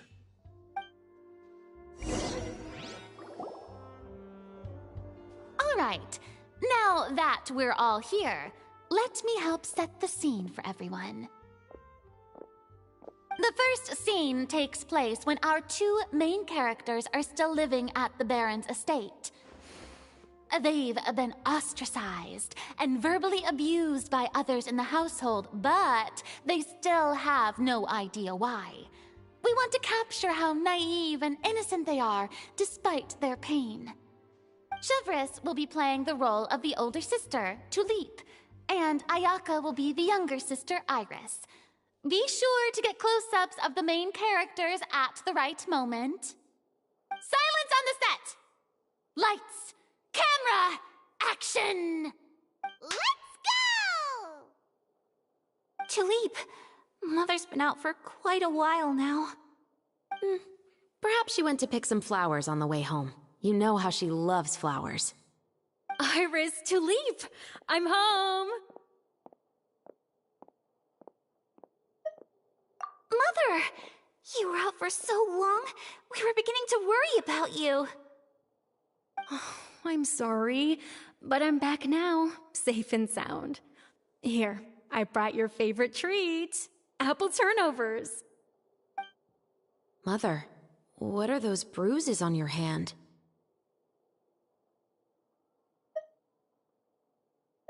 Huh? What bruises? Oh, I must have bumped into something while I was working yesterday. But I didn't notice them this morning. Then perhaps they're from when I accidentally tripped when I was out just now. By the way, did you have fun playing at home?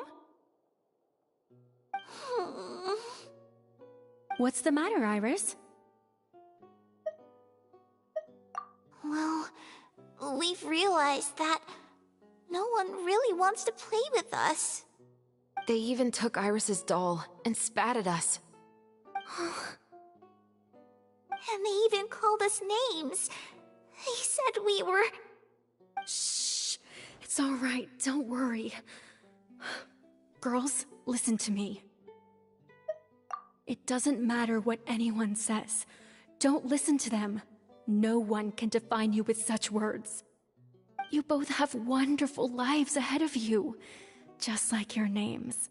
You will both blossom like beautiful flowers. Maybe your time to blossom hasn't quite come yet, but one day, you two will bloom more beautifully than anything else. Don't let the soil you're in now ruin your future beauty. Understand? My dear daughters. And cut! Not bad. The actors' emotions were all on point. Let's keep that take. Also, if our clapper loader could avoid shouting at the start of the scene next time... Oh, got it. Great. I was a little worried that my nerves would get the better of me. What about you, Chevris? I felt fine. The lines weren't too difficult at all. Seems like Farina must have adapted the role nicely. You two were great. I couldn't tell it was your first time acting in a film. You should have more confidence.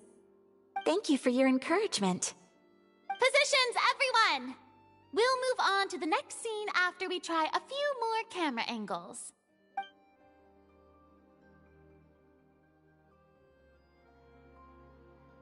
This scene is when our two characters return home, only to discover their mother has been murdered.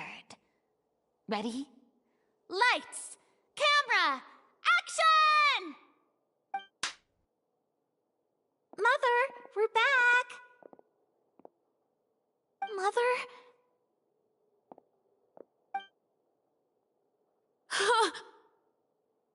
What's wrong, Tulip? Iris, stay away! Huh? Why? What's... Mother! Mother...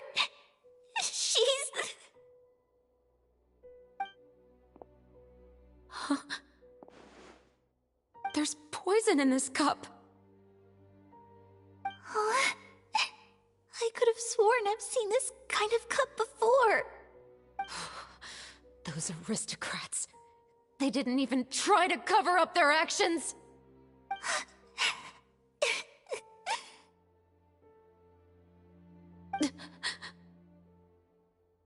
Iris, we need to leave this place. Leave?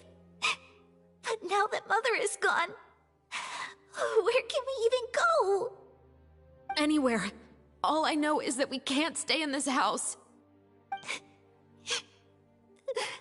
But are we just going to let them get away with this? We'll have our revenge, I promise you. Just not right now.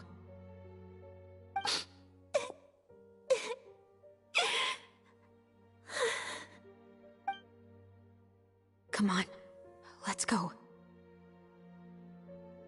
No, wait. We can't just leave Mother here like this. At least let me leave this rose with her. That's why we went out in the first place. To buy her this flower. All right. Goodbye, Mother. We'll avenge you. Someday. And cut! Beautiful! Great performance! Oh my, you're so amazing, Ayaka! And were those real tears I saw? How did you do it? I was surprised too. Thank you for the kind compliments. Actually, as soon as Director Farina said action, I told myself not to think about anything. I just felt the weight of the moment and became the character. It's quite similar to practicing the art of the sword. You clear your mind and focus only on what's happening in front of you. Ayaka's performance was amazing. Have I discovered an acting prodigy?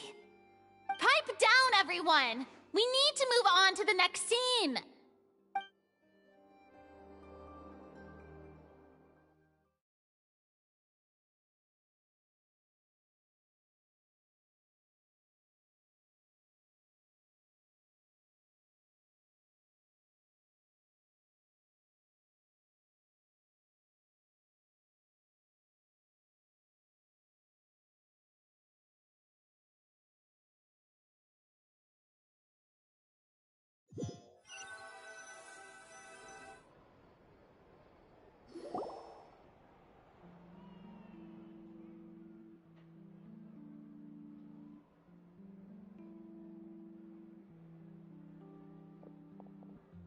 Huh? Are we done already? But Paimon wants to keep playing with the clapperboard. How do you feel, Traveler? Is your arm sore from holding the camera all day? Good work, you two. You too, Shivers. You were quite the actress today. I've read this novel many times before. I have a good grasp of my character's mindset. Anyway, do you remember my request from yesterday? Oh, right! We were having so much fun that Paimon nearly forgot! You have a case where the murders seem really similar to the cases in the novel, right? So, how are they similar exactly? In the story, the main characters grow up to become two musketeers, always using their guns to carry out their revenge. And on each of the victims, they place a rainbow rose as a signal that they've returned. Yes, that's correct. We found rainbow roses just like in the novel. Seems like you're connecting the dots now. Oh, that does sound pretty concerning. Especially after seeing the script today. Oh, now Paimon can't stop wondering what kind of ulterior motive the murderer might have. What do you think, Traveler? You're smart. Paimon wants to hear your thoughts. Good. On behalf of Fontane's Special Security and Surveillance Patrol, thank you for your dedication to justice. There's no time to lose. We should start investigating right away. Follow me. Huh? Right now? But we just got done filming all day. Paimon's so tired. The most valuable intel always comes after nightfall. They are like small, remote islands in the middle of the sea. If you don't stay vigilant, you will pass right by them in the fog. That's how one of my favorite books always puts it, at least. So, where are we going right now? Let's start by checking out some workshops that sell mechanical components. If the culprit is making their own weapons, it's very likely that they'll visit those sort of places.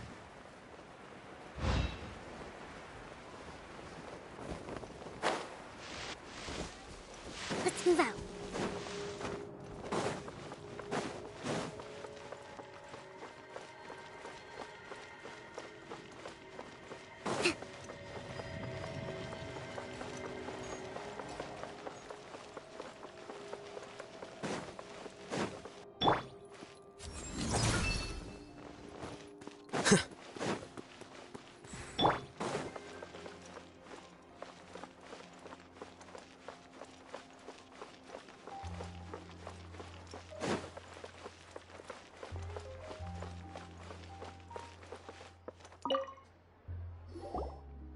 Welcome to LeChaux's Clockwork Workshop. How can I help you?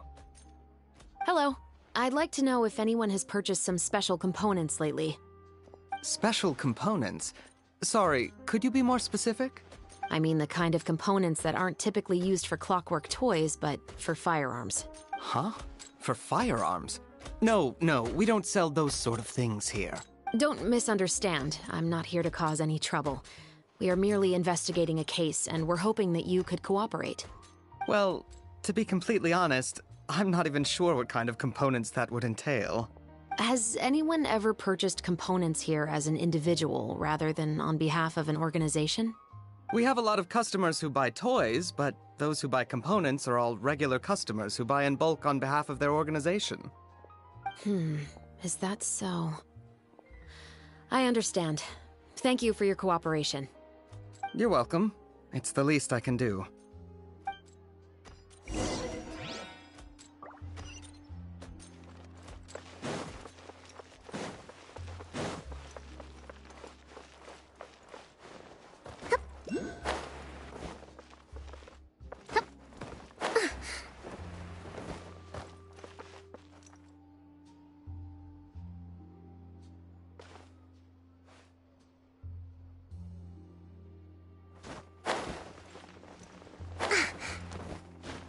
Breathtaking.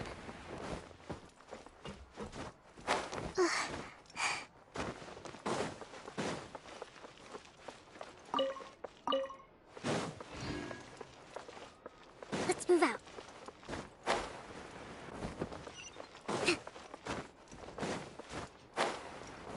Let's move out.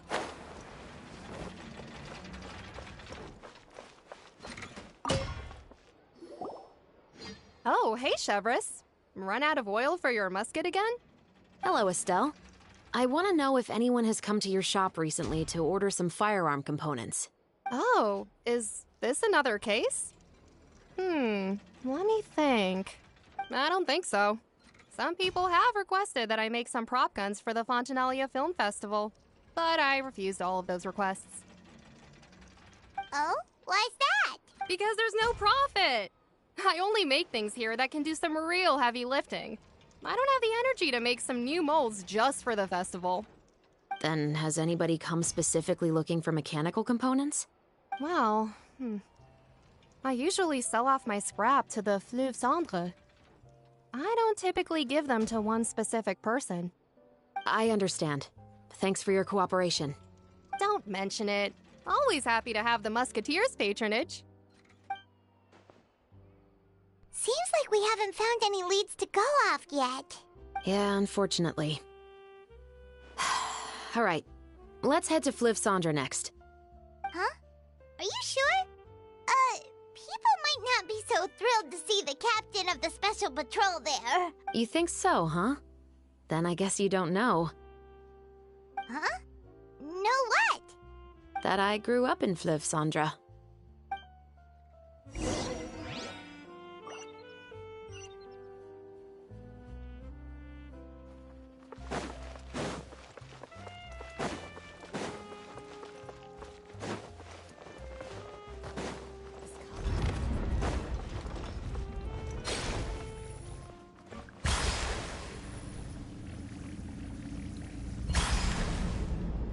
Rebuild!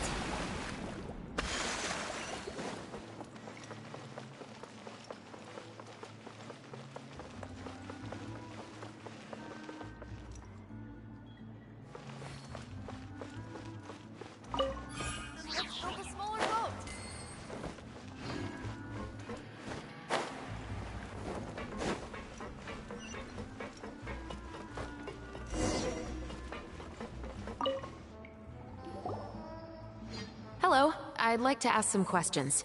I don't know anything. Don't worry, I'm not here to arrest anybody. You say that now. It's the truth. Here, take this as my guarantee. Wait, did Paimon just see what she thinks she saw? Is the captain of the special patrol bribing a citizen?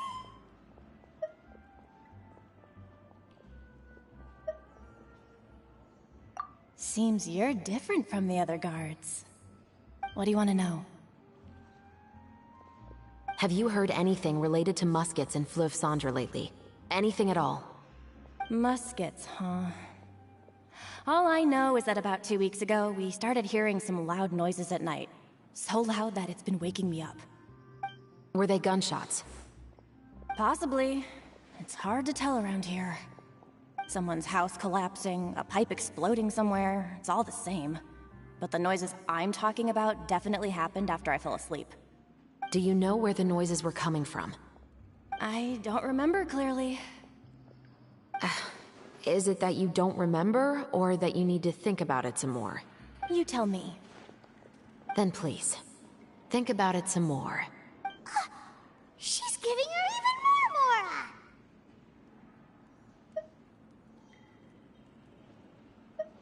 The noises came from the end of the Southern Waterway. I came out and had a look for myself when I wasn't sleeping well, but I didn't dare get too close. That's all I know. All right, I'll take your word for it. Thanks for the pâte de fruits.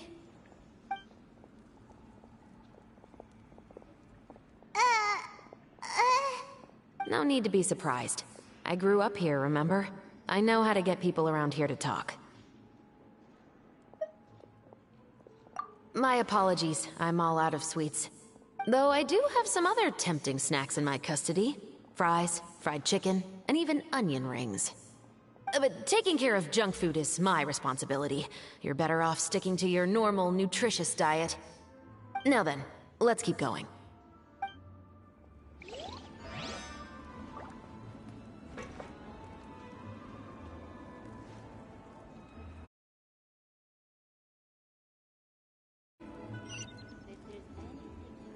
You're most certainly correct, my dear.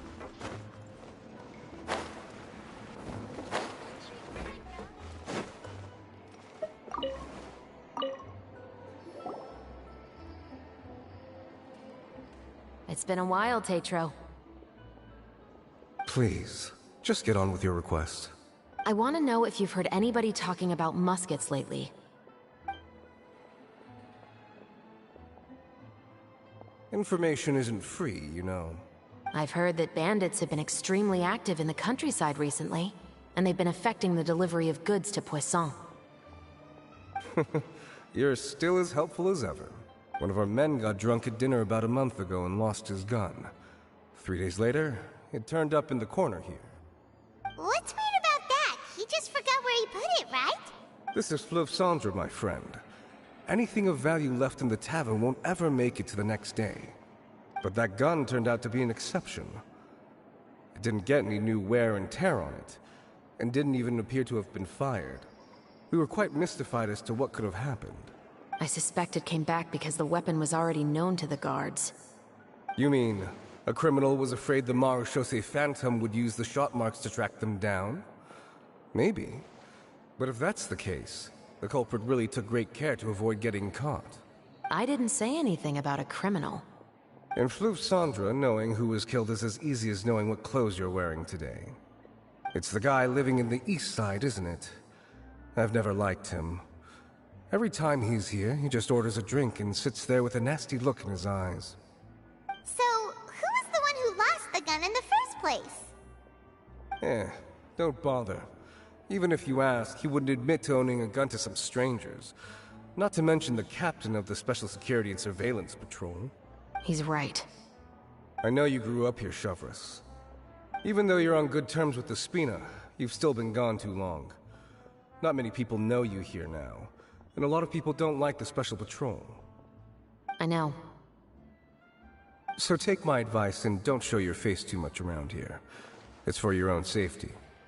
I'll come and go as I please, and I'm afraid I'll be appearing more often due to my work.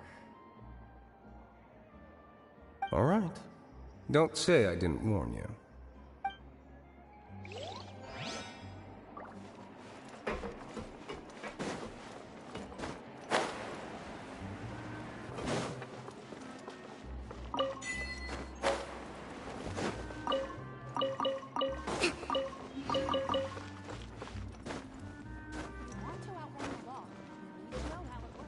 Whatever business you're in, you gotta keep up with the changes.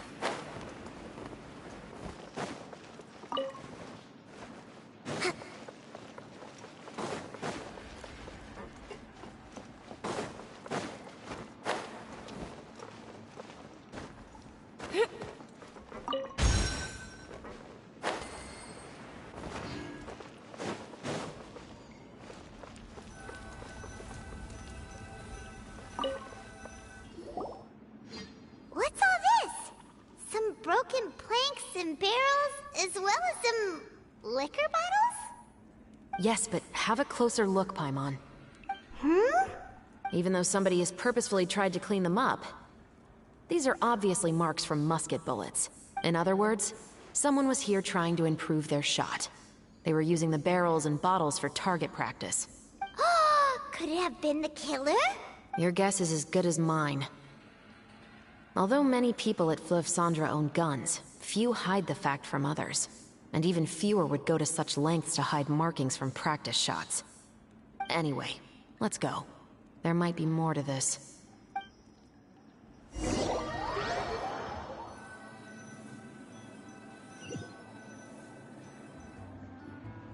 Seems like that's all we'll be able to uncover for today. Paimon feels like we managed to learn a lot more here than up on the surface. Yes. Assuming that everything we found is indeed connected to our suspect, then their timeline was probably something like this. A month ago, our suspect found a gun and took it home to disassemble it. Once he'd figured out its mechanics, he brought it back. In the following weeks, he used some parts to create his own makeshift musket, and took it to the Fleuve Cendra for target practice. Then, a few days ago, he found his target and carried out the murder.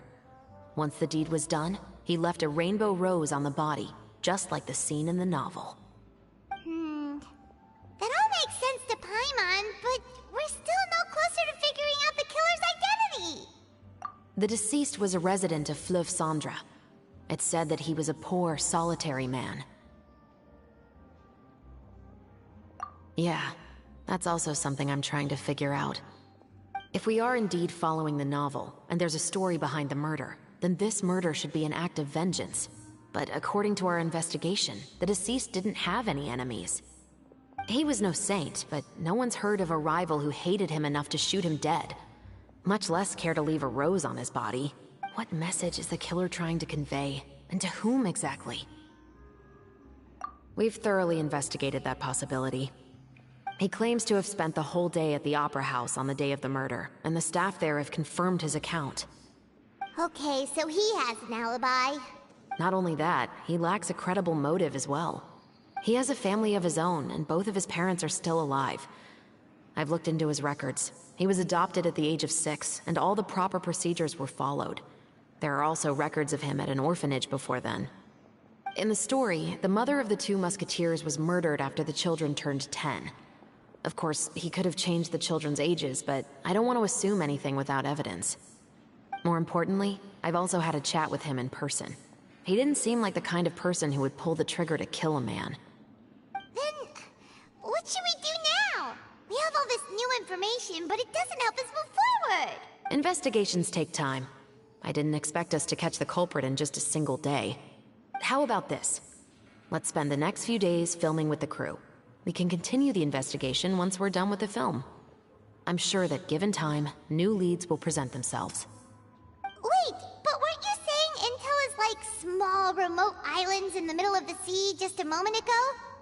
Ah, but the book had more than one reference to the islands, Paimon. Oh? What else did it say then? As long as you spend enough time sailing through the fog, you'll eventually come across an island.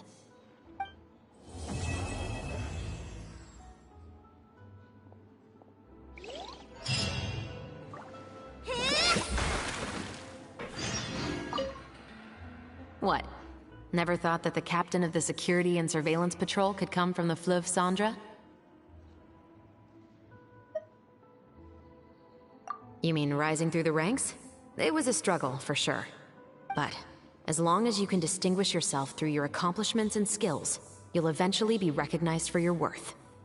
If you look at it another way, my life at Fleuve Cendra has actually taught me a lot of valuable skills.